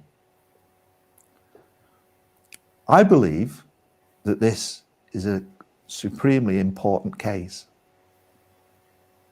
Had it not been, I wouldn't have actually invested the time and the effort and the pain and the fear to actually engage myself and embrace this case in its entirety. There is abundant evidence that's been through the courts that can support all the inferences and the allegations that we're making. One of the things over and above the reports will be a 25-minute video that we've made. This video contains what I believe is real dynamite. The dynamite being audio tapes of a court hearing, a crucial court hearing that occurred in 2006 in front of Judge Pumphrey. Pumphrey is now dead, but these tapes were released by Judge Warren. These tapes show that this case that Miss Seven had against Gossage and 9 others was, in no uncertain terms, heading towards a criminal trial, and that Miss Seven was eligible to apply for default, summary default, because of the lack of defence by certain defendants. There was no way this case was going to get struck out. But what subsequently transpired was so polarised from the utterances by Judge Pumphrey in the hearing that it smacks of corruption and cover-up. Pumphrey died, but not before he was silent, not before he was promoted, not before he was knighted. Ultimately, there was an attempt by Lord Justice Lawrence Collins, a solicitor, that made rapid strides in promotion to close it down. So all this case is now about to be exposed with all the evidence that we're releasing. I've gone through the report. The appendices contain material that was in the courtroom, witness statements, compelling evidence, evidence that Judge Pumphrey in 2006, that can be verified by the audio tapes, is on record as saying that Miss Seven, as a litigant in person, produces the best evidence that he has ever seen produced by a litigant in person. On a level of truth, he cannot doubt the truthfulness and the integrity of Miss Seven as she presented herself in a 3-day hearing. Now, unfortunately, that then subsequently did not bear any resemblance to the subsequent court order and judgment that came out that had the hallmarks of the defence barrister all over it. This is clear indication of massive corruption, and this is about what we're exposing. But the appendices will contain the witness statements. The final thing, over and above the witness statements and the affidavits that are available, will be my analysis that was before the Employment Tribunal in the Royal Court of Justice, before Lady Dame Janet Smith, about the London bombings. And even before I knew Seven, why I, as the Principal Intelligence in South Yorkshire Police, could not believe the official narrative of 7/7 and the full, unadulterated analysis that was available but was closed down by our corrupt British system. Thank you. Is available as an extra appendices to supplement the whole thing. This is an incredible case. It's complex. We can't put it across in 20 minutes, but it is. For those with a willingness to actually understand all this, the material is there, the evidence is compelling.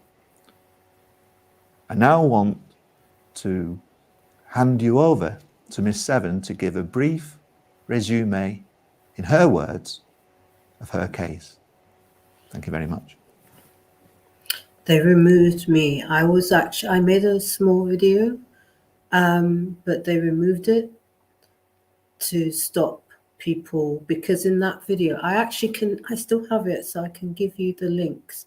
If you look on the on the right-hand side, you'll see there's supposed to be a video there. It says Seven introducing her case. They removed it because they don't want anybody to know the truth. Because behind all of those shows, there are people living on luxury. And the thing is, they're doing it to others. It's not just me. This is just a catalyst for a culture of abuse to Black people. They think that we are absolute slaves. That's why when Ye West started speaking, I knew what he was talking about. I knew exactly what he was talking about. They have no respect. And the responsibility becomes ours to protect our own, really. You know, this is the moment. I think this is a spiritual revolution that's taking place. That's why I'm on this platform now. It is a spiritual revolution because it's not about fear. There should be no fear. These people fear. They fear the truth being known. They fear the world finding out what they did for money. You know, my shows are kind of family-orientated shows where people are supposed to learn how to, you know, dance and look after yourself and get fit. Never would people like to know the truth behind these shows, the horrors that they've done to keep the money of these shows. It's wicked, people. It's pure wicked. This is why even today there were people outside. They're desperate to try to murder me. If anything happens, you know it was them. That's why you need to know these people's names. And they're being protected. They're being protected wrongly. They're being protected by all.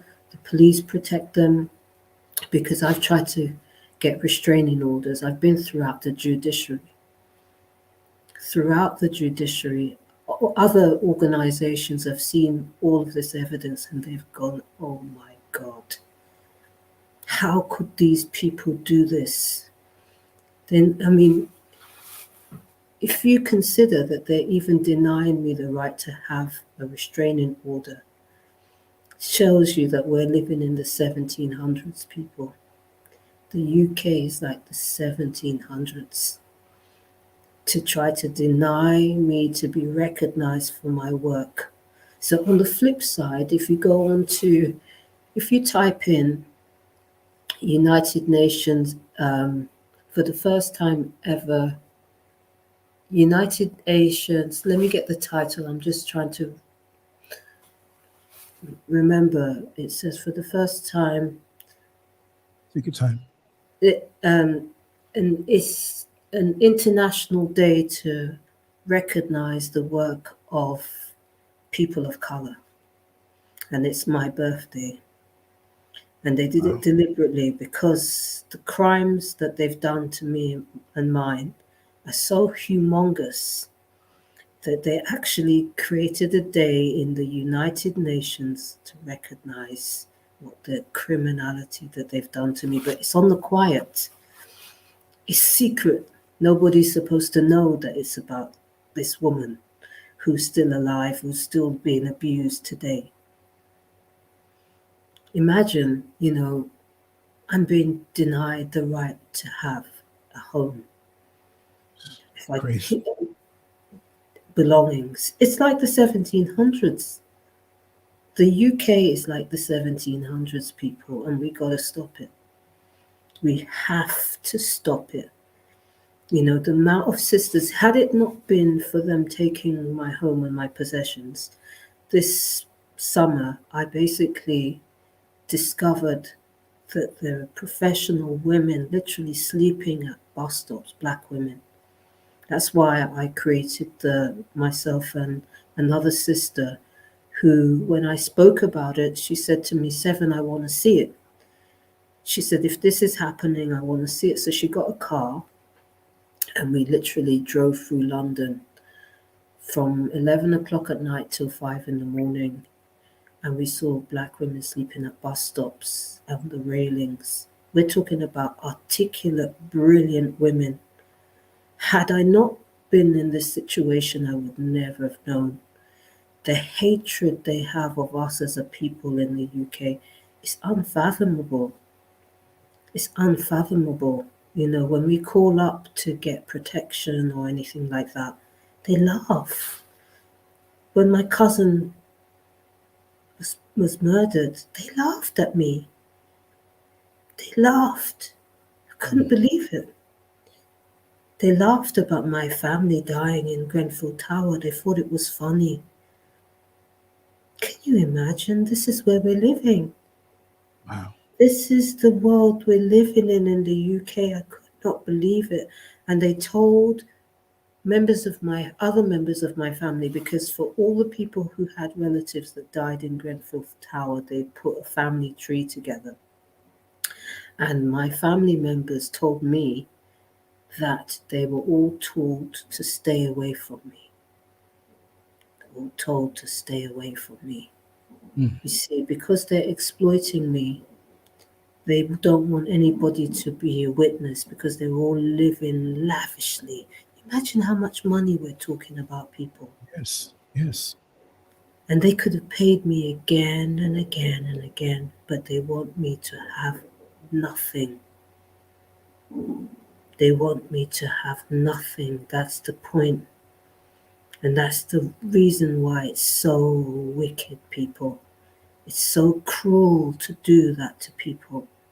They have no respect, no love, no gratitude. Imagine somebody make you wealthy. Thank you, Isa P. Thank you. I really appreciate that. You know, the Most High, everything is the Most High. You know, right now I'm in danger. Right now, as I speak to you, I'm in danger. And that's why I need everybody's help. Anything that you can do. Because I've been through the entire judiciary. Tony Farrell showed you, you know, there's massive reports on this case. You know, there's so many reports on this case from people, their own people have written reports on this case. And what do? They've tried to kill me. Yeah, they've got so much evidence and they won't even allow me to have a restraining order. In fact, the other day I actually posted something on Twitter. You can follow me on Twitter. It's the same name as my YouTube channel, Urgent UK News Updates. But I think Twitter shortens it to UK Urgent. So if you put in UK Urgent, you should see my channel come up. But it's the same name as my YouTube channel. And I created that channel because they were trying to murder me and other women. So I've been fighting not just for myself, but other sisters. You know, they're denying sisters from having homes in the UK. I know sisters that are sleeping in the streets, like I said, sleeping on railings. You know, intelligent, brilliant women are sleeping in the streets, at bus stops, in the rain. They've been stripped of everything. Everything. Yes. So it's Urgent UK News Update, but at UK Urgent. Thank you, brother. I really appreciate it. And so the magnitude of this, I think the Most High using me as a catalyst to show a window into a world that most people never see. Because I have the ability to gather information. I'm a typical Virgo in that respect. I can collate information and bring to the spotlight something that has been going on for decades. They've been doing this for decades. Let me just share what this looks like on Twitter. Yes, there's a picture of me with my hat on. And you'll see they actually keep my followers really down. If you look, it says something like 200 followers. It never goes up. But trust me, they don't let you see it though. UK News Urgent. Yeah, thank you, people. Follow me on Twitter, because if you see my post today, you'll see that dodgy stuff is going on around me right now. Dodgy stuff. And there was a van outside, a police van, you know. And yeah, I mean, I have sisters that are in terrible situations that are being stalked. And because, you know, I have so much experience with the judiciary, a lot of people rely on me, you know, to help them because they don't have any. I don't even have a home. But I'm trying to help, you know, raise the awareness and the consciousness and, you know, lift the lid on something that is long overdue, people. We got to shut this down. We have to shut it down. We have a responsibility to all of our ancestors who they've tortured and terrorized. They're doing it today. There's a lot of people like Brother Umar Johnson. I hear people talking. I've tried to reach out to Brother Umar. He never responds to me, but I've tried to reach out to platforms. If anybody knows him and can contact him about this situation, anybody. There's Brother Tariq Nasheed. There's so many of our brothers that have got big platforms, but we don't hear from them. That's why I have so much respect for Brother Lance to have me on today. And he's had so many targeted individuals on your platform over the years I've been watching. And, we have to free ourselves, because right now they're trying to put us back into slavery. They're trying to put us back into slavery. This is why they're desperate to try to kill me, because I'm exposing. Excuse me. Sorry, people. Let me drink some water. Sorry. Yeah, basically that's why they're trying to come at me, because I'm exposing what is effectively a slave trade, just like any other. It's just different. Like, a lot of the sisters have been chipped. Like, there's a book by Sister Natalie Moore. Do you know Natalie Moore, Brother Lance? Not necessarily, but I heard the name. So many names come across my mental desk, but I don't know the details. Well, You tell us. Sister Natalie Moore is, she's written a book, and it's on Amazon, called Remote Control. Remote Control. And she's been chipped. She's been chipped for about 25 years. I know another sister called Rose. She potentially may be chipped as well. There's a lot of people that they're chipping, and the chip is the new shackle, because you can't escape. If your body's chipped, it doesn't matter where you go. If you cut the shackle off and you run, at least you can get free. With the chip in your body, they can locate you anywhere you are, unless we shut down that GCHQ, which is one of the things we need to do. We need to shut that place down. That's where they're running everything. These intelligence agencies, GCHQ, it's where they're running the whole targeting operation. I believe there's about 6 million people in the world now targeted. 6 million people today. And we're the largest demographic. So, there's all people are targeted. It's not just melanated people, but obviously we are the largest demographic. And the brutalization of us is beyond anything. Because if you consider what Tony Farrell was saying, and shout out to Tony Farrell, he's a good man. There's a lot of people that said to him, don't help that nigger. Why are you going to help that nigger? They really tried to discourage him from doing the report, but he was a Christian, and he just felt like he was compelled to do it. And so I have a lot to thank him for, But yeah, they're trying to get access to me wherever I go, and so that's why I need everybody's help, because really and truly, this is 20 years too long. These people, the only thing stopping these people, let me put it this way, the only thing stopping these people from going to prison is exposure. Someone like Brother Umar Johnson or any of the big platforms, they only have to tweet it like a few times, and these people will be shut down. But it's been difficult to get that kind of support, which is sad, really. It's sad, because I'm trying to save us from what our ancestors went through. Many and many of our people are enslaved and have been murdered, and people are still talking about it as if it happened in the 1800s and it was abolished. They're not talking about it like it's happening right now. There are slaves right now, that are being brutalized by people in the UK.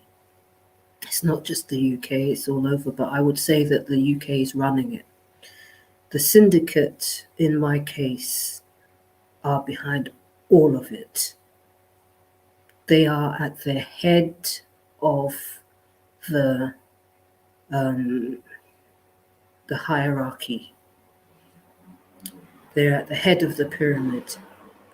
These are the ones that you don't see, because people, they put out Gates and Farsi and all these different characters. They put so many people out there. They never put out there the Virgins and companies. BlackRock. I actually worked for BlackRock in 2010. And at the time, they were basically still doing it. I say at the time as if it stopped. It's still going on. Basically, everything that I do, if I work somewhere, they'll take over the company.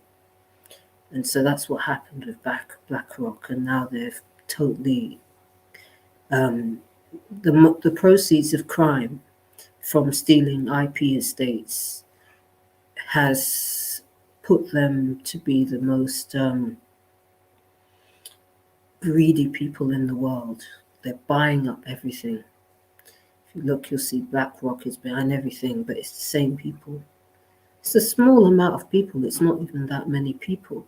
And most of them are quite old. They don't even get their hands dirty. They just pay people to do the wickedness for them. This is why it's a joke. You know, these people need to be the ones that get targeted by the people. The people need to find out where they live and go to their house and say, why are you doing this? Why are you doing this? Because we've got to the situation now where they're waging war against black excellence. That's what it is. It's a war against black excellence. In cases like ours, you know, I mean, I'm not saying that there aren't Europeans. I know a lot of Europeans are being targeted. So it's not just us, but we're the largest demographic, definitely, most definitely. And so all I can do is hope that some people watching today will see that this is real, people. But the great thing about it is this, a little bit of sunshine on this situation will shut it down very, very quickly. It's not going to take a lot. All it needs is for a few people with a few platforms, a few people to start tweeting this, and for it to start trending. It's over. Because they can't sustain this type of exposure for these type of crimes. They cannot sustain it, people. All it needs is for a few people, just like Tony said, and few people to say, nah. Because you know what? If you allow them to do what they're doing to me, they will enslave everybody, because that's the plan. In the UK, they have something called 15-minute cities. And this is what they're putting into place. It's the same thing. I heard of it. 15-minute cities, which basically means that you will not be able to walk more than 15 minutes from where you live. This is coming in. It will be in full force by 2024, next year. It's already in places like Oxfordshire, Hampshire, 15-minute cities. So they're gating all the different areas. So if you won't be able to go from North London to South London, from East London, they're blocking it so that basically people are trapped in a plantation. It's slavery. It's slavery, and because it's modern slavery, most people are not recognizing it for what it is. They have digital ID, which is coming into force in March, a new digital form of ID, because they couldn't push the other kind of ID, which they were pushing in the last couple of years, as most of you will know. So they have a digital ID that they're pushing. They're looking to take money out of circulation by 2025. So it's slavery, just like transatlantic slavery. They want to make sure everybody will be chipped. And many, many people are already chipped and don't even know it. That's what all the chemtrails is all about. They're spraying nanoparticulates. They're chipping people's eyes. Most people are living in oblivion, watching Netflix and social media influencers. This is what we should be talking about, Yes. shutting it down. People are wasting their lives watching garbage on social media while their lives are being taken away from them and they don't even know it. If you allow this situation to continue, if you have children, the world for your children, because these ones are much more brutal than our ancestors, they did to our ancestors. These ones are evil because they're satanic. To them, they have a worship of evil. It's not just wanting money and resource. These people like to hurt. They're evil. They worship evil. The thing is, they're frightened of exposure. That's why exposure is necessary. Exposure is necessary. Look, I'm going to have to go. So please do what you can. Thank you for hearing me. Appreciate it.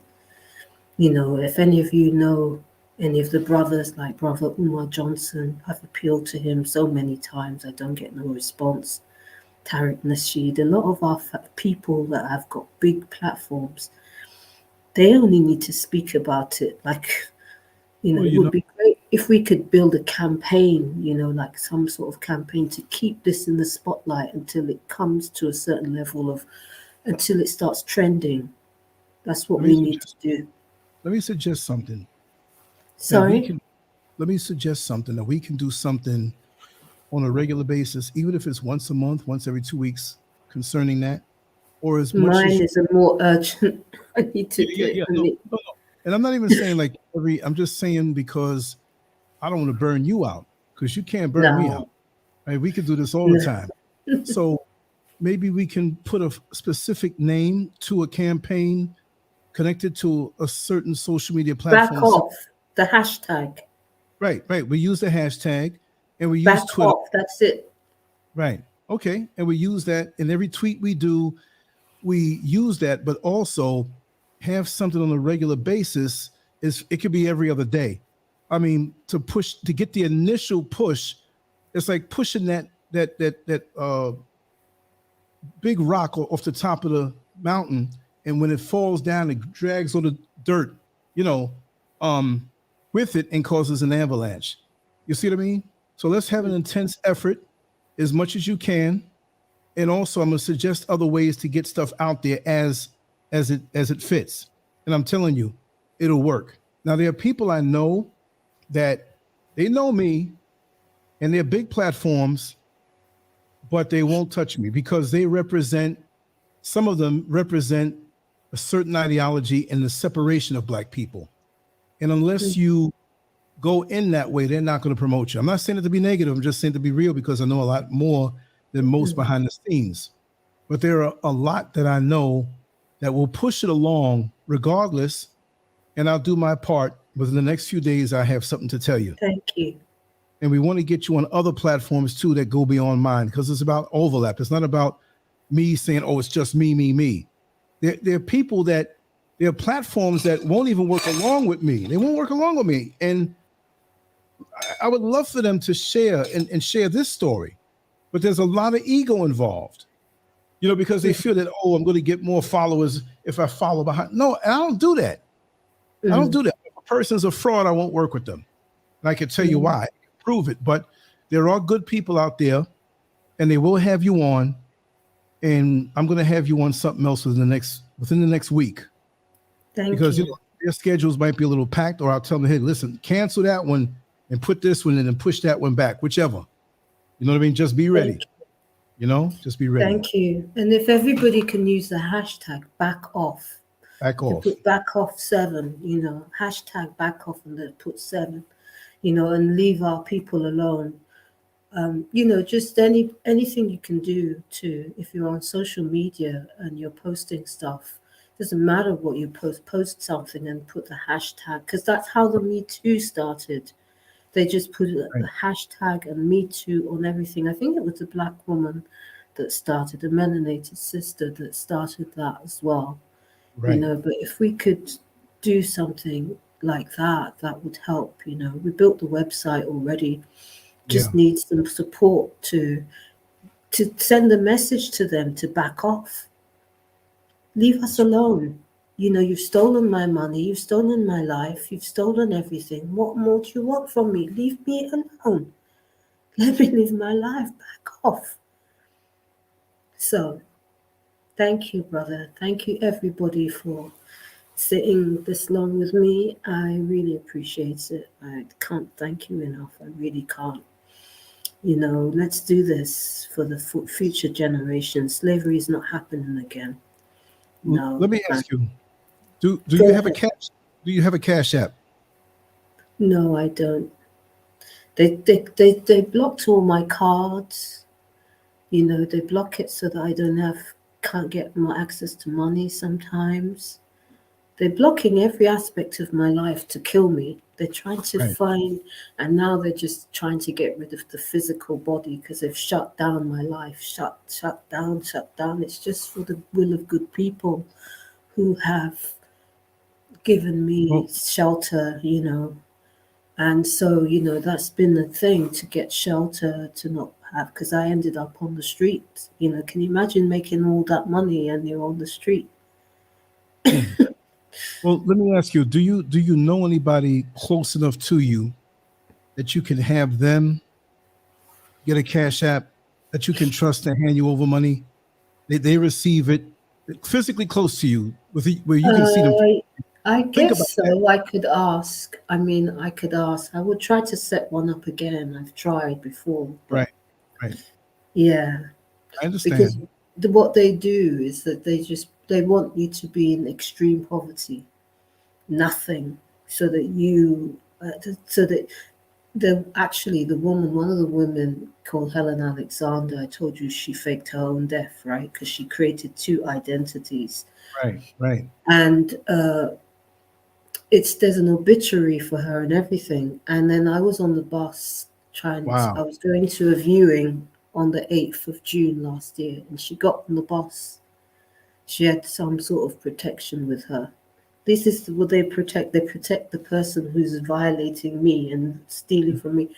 She got on the bus and she was sitting there sniggering, like, I've robbed your life, I've destroyed your life.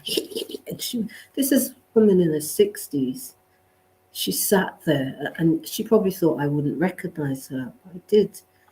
She sat like literally adjacent to me on the bus, like on the opposite seat, but on the other side. Mm-hmm. So I'm on this seat here. She's in the next seat, but on the other side, so facing. And this woman's laughing. Like, That's evil. Yeah, that's evil. I Like don't know me, these people.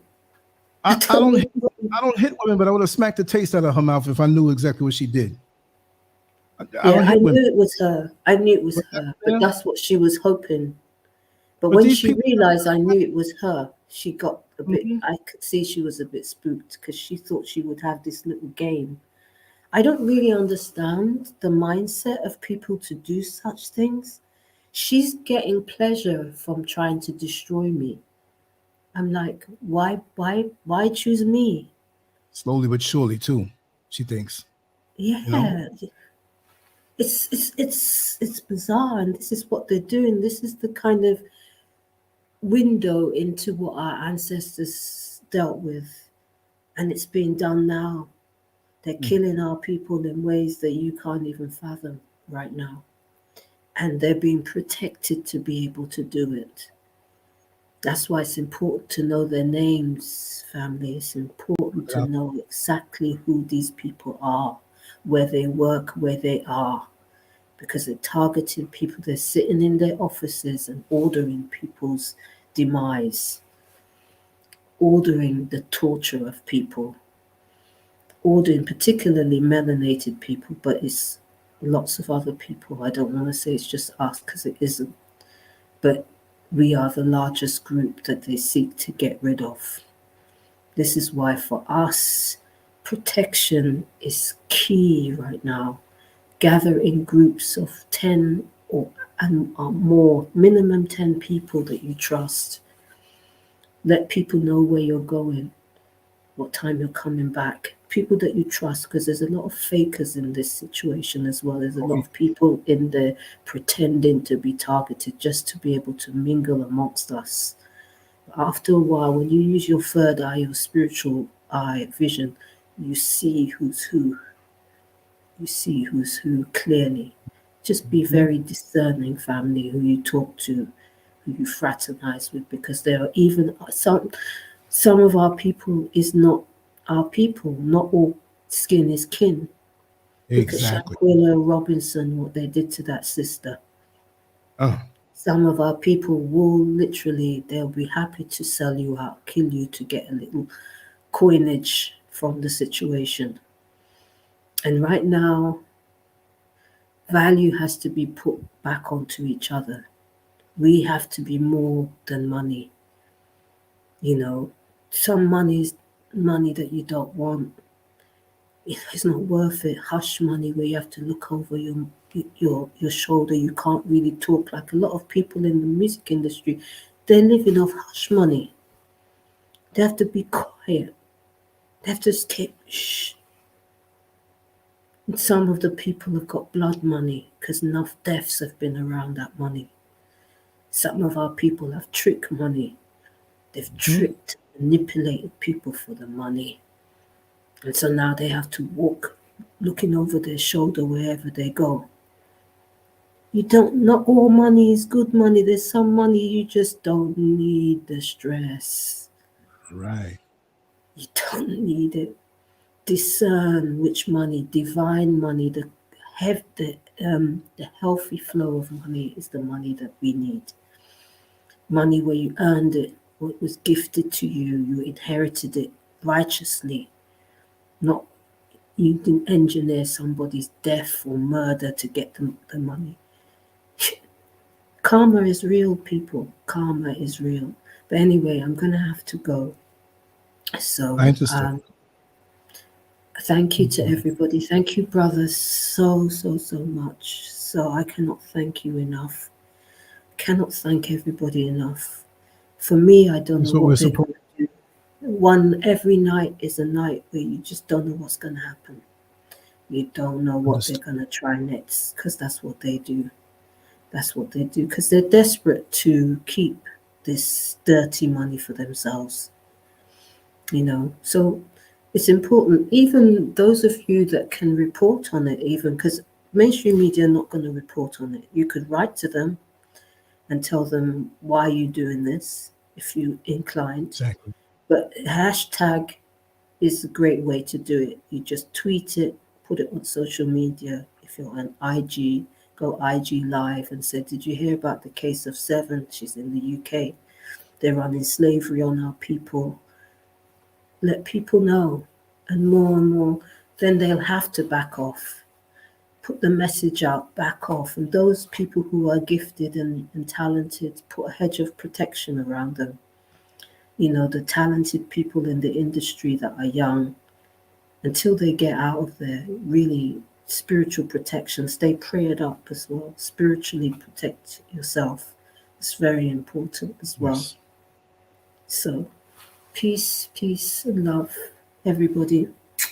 Sending you high frequency. Thank you. Love. Thank you, brother. Thank you to you and your family, your beautiful wife. I'm so grateful to her as well. Give her my gratitude, please. And everybody who has listened to me today. Thank you so much. Yeah. Until a couple of days or tomorrow, whenever you can, I will be here. Inshallah. Okay. I'm here tomorrow, whatever. I'm going to call you briefly after I finish this off, just for 5 minutes. I want to suggest some things to you that we can work on immediately. Okay. So every day will count. Thank you. Thank you so much, sister. Thank you. Thank you. Thank you. I will call you. Thank you. Bye. Thank you. Bye. I'm not sure how to shut me off here, you know. So how do I come off this? How do I shut this down, brother? Okay, just I can do it, but I don't feel like dropping the hatchet on you like that. Okay, it says stop. Yeah, just stop. Do I click the thing that says stop? I'll remove you. Okay. Yeah. Well, actually, the screen is off, but I can still hear you. But I'll remove you right now. Okay. Thank you so much. Okay, brother. I'm not sure how to cut it off, but please do it for me. Okay, I'll do it right now. I'll do it right now. Okay. All right. The program had quite harsh language. It said kick the guest off. I'm not doing that, but that's the only option that we had. Remember, her Twitter is right here. Abbreviated UK Urgent on Twitter. Make sure if you're on Twitter to connect and follow with her and retweet her tweets or automatically have them come in so you don't miss them. I just followed her, and this is what we're supposed to use social media for. We're not supposed to use it for false ego gratification, attention reasons, ego, one-man upmanship. You'd be surprised when grown people come on YouTube, Facebook, Instagram, Twitter, the reasons that they don't even realize that they come on here for. And yet we have a sister who is one of the most talented we could ever think of, going through so much. And these demons have got to realize that they should know that we have so much love for our sister that we're going to undergird her and support her. But we haven't been. Well, you know, now that the story's out, let's see how it goes, because I'm going to keep the ball rolling without fanfare, undercover, behind the scenes, but you'll see it. But this is how we need to do. And we have had many people come on with different situations, but even still, what if maybe 1,000 or 200 people give $5 to her? Why don't we find somebody? And I know somebody very trustworthy who lives in London that I'm going to ask that you donate to him for his part and in her part, but for her, so he can meet her and put cash in hand. See, we're so caught up in the system and the way they set it up with, which is convenient, with Cash App and PayPal and all of these other things, Venmo and Zelle, that we don't have any other way. We've become so dependent on these things. And so we've got to work in the gray area. Because I've said myself, if they kill this platform, I'll go out in the street with a bullhorn and videotape it and have other people upload it. And it ain't about me. Because, you know, one day there's going to be that last tweet, that last video, that last Instagram post, and people will be putting the RIPs by my name. So since we know we're working on limited time, not to sound so gory, but we're not supposed to think about death per se, but we have to realize the importance of this artificial thing called time and how we have to work within that time. And we can have fun and play, but there's a serious thing behind all of it. And we've got to earn the fun and play, which shouldn't be too long, because the real work should be a joy to undergird our sisters and brothers out here. It should be something that we're looking for. How can I help? Do I need to give the Chinese people this money for the fast food when I can save that money and help? If you've ever been hungry, if you've ever been thirsty, if you've ever been out of doors and not knowing when your next meal is coming from, then you should know how important it is, because we're all breathing the same air. We're all going to meet the same creator, no matter what we call it. And we have to understand this, because all of this is something that adds up. Are you about selfishness, or are you about taking the time to uplift your sisters and brothers who really need you, and not just getting around people that you can get something from? I'm not saying her. I'm saying people who get on social media and hit the Cash App, or they catch attitudes of people because they're not getting the attention or having the control and power. We have somebody who needs us. She sat here for almost 3 hours to tell a little piece of her story. If you saw all of the creations that she did on that banner, If you caught what she said, that's probably only 5% of what she has created and what they took from. Now I'm sitting here earlier, you know, I was sick. I made a 30-minute show. And when she said, hey, listen, can we do it tonight? It's my duty. So I took my diarrhea self and got in front of the screen because that's what's required. Because we don't know if we're going to have tomorrow. We don't know what's going to happen tomorrow. We have to move with a sense of urgency in all of these things, especially when you know someone is sincere and they're really going through stuff. Because on the flip side, we have a lot of frauds out here who create their theatrics just to get money and attention out of you. She's not a fraud. She has proved to me beyond a shadow of a doubt. I don't deal with frauds. If you see someone or some few people who are not here anymore, they have been deemed by me as frauds. I'm going to deal with the real, and I'll give all my time, whether I'm sick, whether I'm well, whether I'm tired, whether it's the middle of the night or early in the morning. We got to do this. In this fight, you got to keep throwing punches. Even when you're busted up in your face and you got one eye hanging down, as long as you got one eye free and you got your fist free, you have to fight. But you can't fight unless you have that fighting spirit. We have too many cosmetic revolutionaries out here who only do things because it's going to gain them something or something of convenience for them. The best way to be, to me, is to be selfless. I got enough attention decades ago. I got a lot of crazy stories decades ago. My parents raised me in a way where I don't have to worry about this thing called ego and feeding it.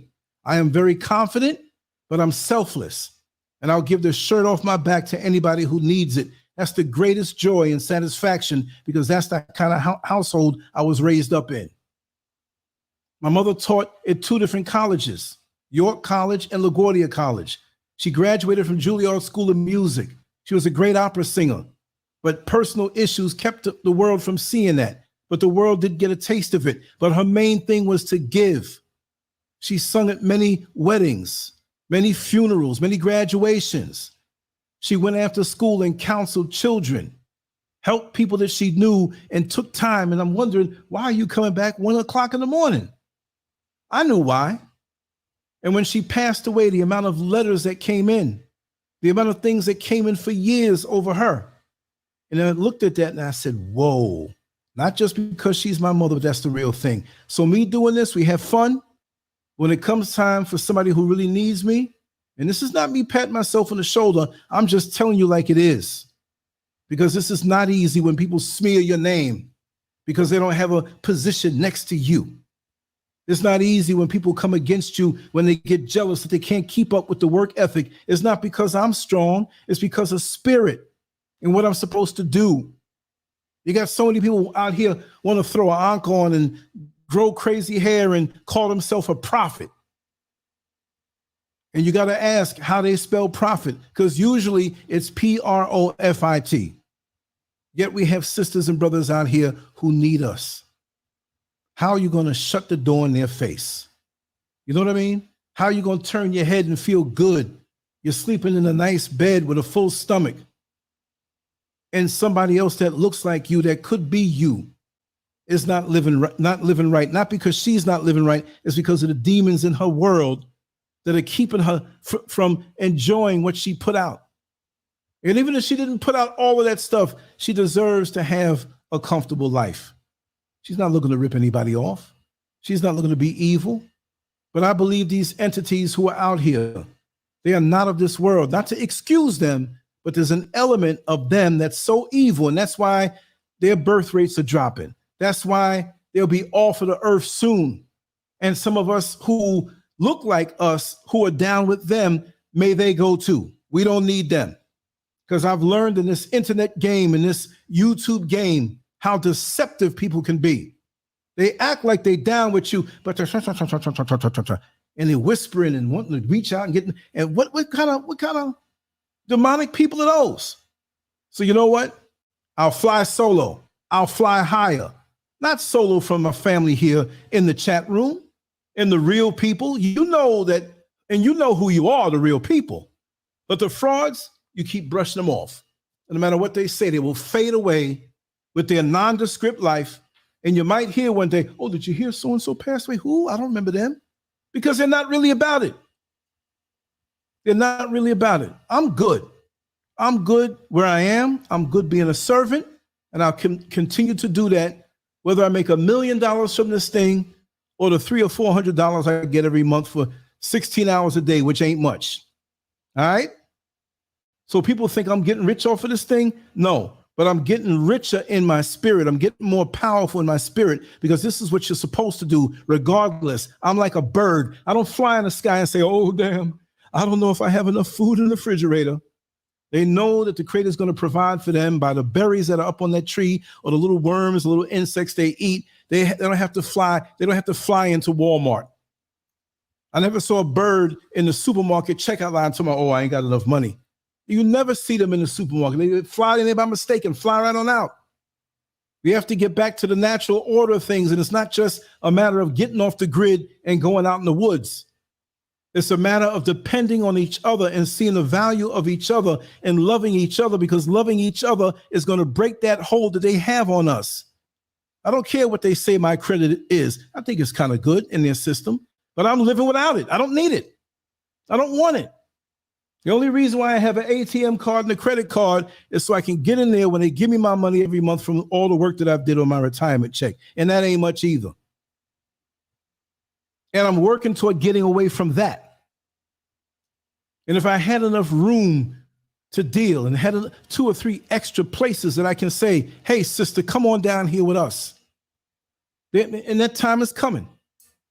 You don't need to be up with them devils. You come on out here behind them walls we have and we're building and eat all the fruit and lay out and enjoy and rest and have peace of mind. So we can be like the birds. We don't have to worry about a supermarket or worry about a debit card or a credit card or them taking all my, no.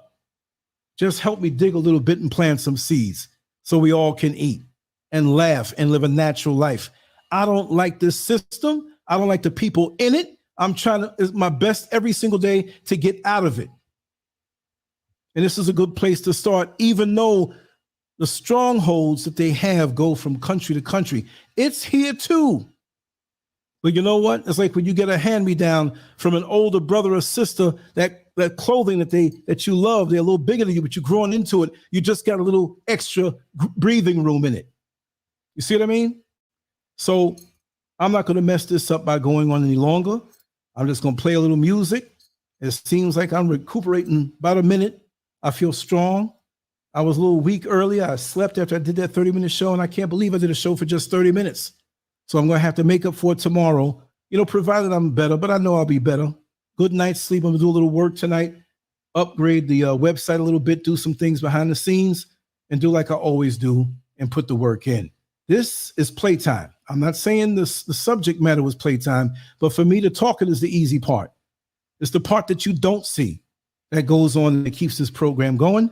And I thank you all for your support, whether it's a donation or whether it's just clicking a button or sharing it with somebody. But this particular show here, I don't really ask to share stuff because we do so much stuff here, right?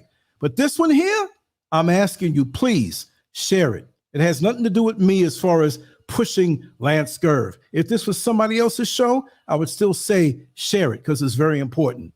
And let's figure out a way that we can get some money to our sister so she can move a little bit freer without them monitoring the banking system and cards and cash apps and different things. Let's get some money to her. If there's anybody here who lives in London that we can use to send something to, right? Now, if we don't know you all the way, you might take away the money, right? But I got to talk with you. She has to talk with you. Let's get some money together to send her and put some cash in hand. That's how we do. We had a better spirit during the so-called civil rights movement, which should have been the human rights movement, where we looked out for each other. Every household was a part of the Underground Railroad to support each other. But now we got caught up with the materialism and I make more than you and you don't have what I have. And no, I can't give anything. We're so separate. We're setting ourselves up for our own doom because we're lusting after the trinkets and the baubles and the rubies of the oppressor. And that's our doom because they don't give a damn about us. Could you imagine when you really sit down and look at it, how separate we are? I mean, we have, as Black people globally, we have more ways to be separate. If it's not politics or religion or sexuality, or if one went to school and one didn't go to school, or if you make 6 figures and I only make $20,000 a year, we're all looking for a reason to push our nose up. We become intoxicated with this foolishness. Reject all of it. And see, the reason why I wanted to say during the show, but I didn't want to keep interrupting her, the reason why they don't want her to have what her just due is because they know her heart. They know her heart, that she would help others. You heard her, even through the pain that Sister Seven is going through right now. She spoke of the accountants. She spoke of the professionals, the Black women and men, but especially the women. Are sisters homeless like that? And they're so brilliant? But if those same sisters were up on a stripper pole naked, shaking their behind to the light of them white men and them brothers who are wayward want to see it, they wouldn't have a problem with that, because that's how they see you. But they know her heart. They know that she'll be a giving person to others who are going through stuff. She even put everyone in front of her. But she knew the story needed to get out because of her dealings on a deep level with the music industry and the entertainment industry. And I know how wicked they can be. I got family members in that bad boy on high levels. On high levels. Trust and believe, and I see it. That's why I stay away from them and I can't deal. Anyway, I'm going to wrap this down. Share, like it, do whatever you got to do with this video. Just make sure it gets out there. And there's so many who ain't going to do it, but I'm just asking. Just even if it's just on your Facebook or WhatsApp, put it out there, because it takes one person for a piece of content to go viral. There's always that one person that may not even know me or this platform that will send it to other people, and all of a sudden you look, you say, whoa, it's gotten out there. But we got to do it and make sure we do it right. Now, she has her direct Twitter, which is right here, UK Urgent on Twitter, and put the @ in front of it. It will take you to the full name, UK Urgent on Twitter, and her hashtag, oh God, back off, hashtag back off, right?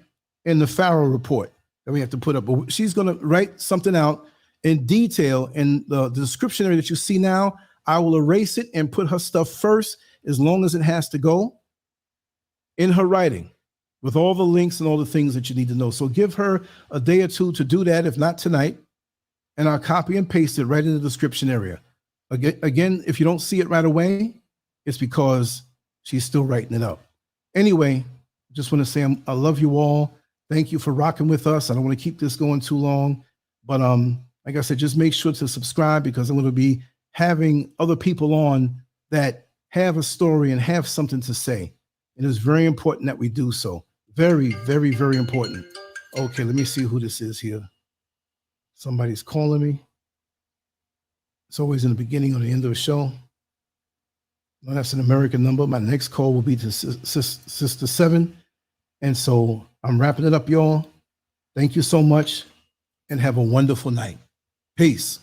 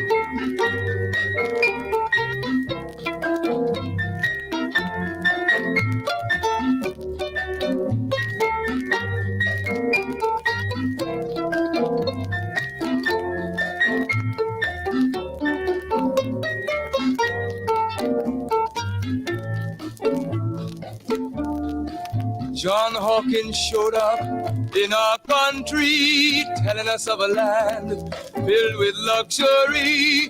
He said, black man, follow me to America.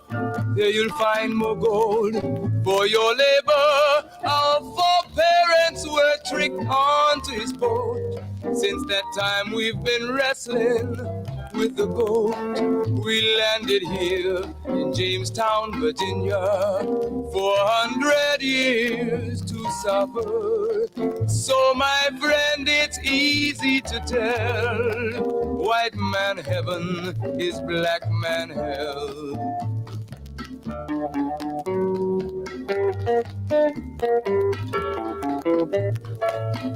When the slave master wanted to have some sport, he would heap on our parents' cruelties of the worst sort, burn them at stake, hang them on trees. His ears were deaf to our parents' pleas. Though you were pregnant, black woman, you pull the plow like a horse, like a dog, even a cow. He filled your womb with his wicked seed. His half-white children you were made to breed. Oh, my friend, it's easy to tell, white man heaven is a black man hell.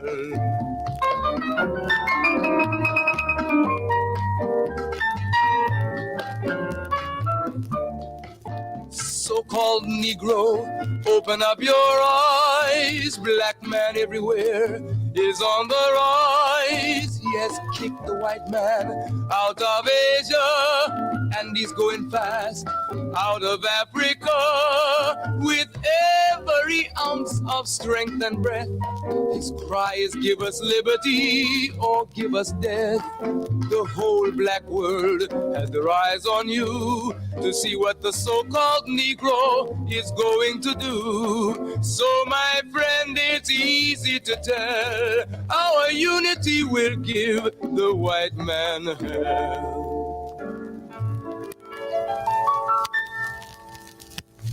God made a promise to Abraham, his seed would be a stranger in a foreign land.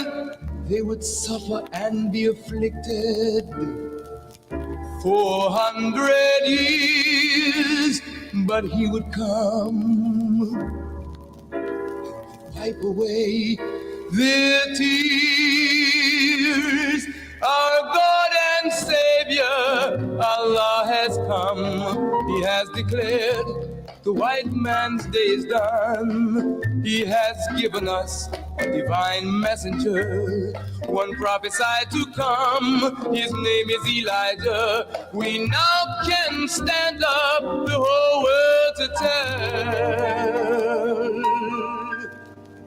Our God has come to give us heaven and take the devil into hell.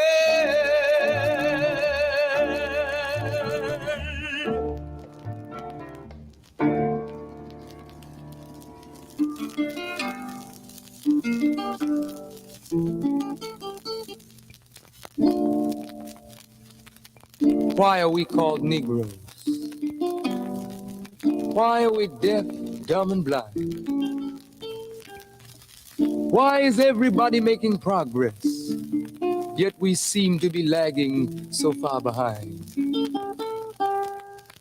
Why are we mistreated? Why are we in this condition, stripped of our names, our language, our culture, our God, and our religion? Here in America, all of our religious training has been gotten by the preacher. He has told us of a heaven way up in the sky that we can't enjoy now, but rather after we die. But all of the years that we're living, for us there's nothing but hell, pain, torture, and misgiving. Yet the Bible speaks of a heaven filled with material luxury, which the white man and the preacher has right here, so we see. So my friend, take it for what it's worth. Your heaven and your hell is right here on this earth. So let's check back into history, which rewards all research and tells us plainly. Before the white man gained entry to the East, he was living in the caves of Europe, a ravenous beast, eating juniper roots and eating flesh raw, till God sent Moses to civilize him and teach him the law. Then, following Marco Polo, an explorer, he gained entry into Asia and Africa. From China he took silk and gunpowder.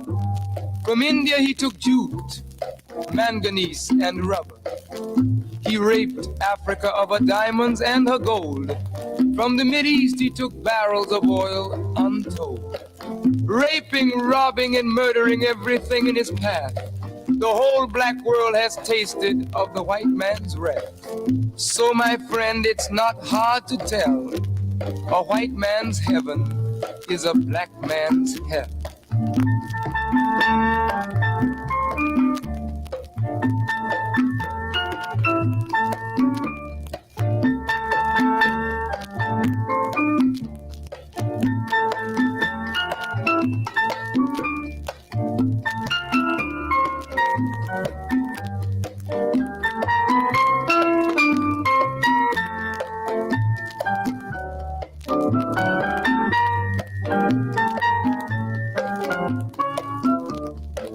Before we came to America, we were living in the East.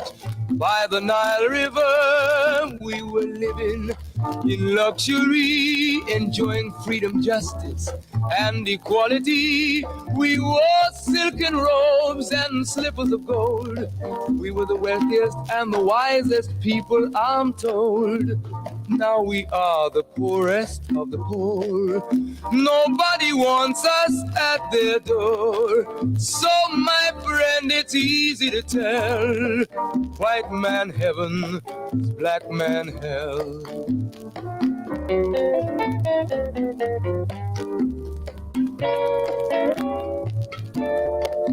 When the white man came to America, he told the Indian, I am your white brother. He said, red man, I'll treat you the best. Yet and still he pushed the Indian further west with his white woman and firewater. With tricks and lies he stole America. The original owner of this nation is cooped up on a reservation. So my friend, it's easy to tell. It's black man hell.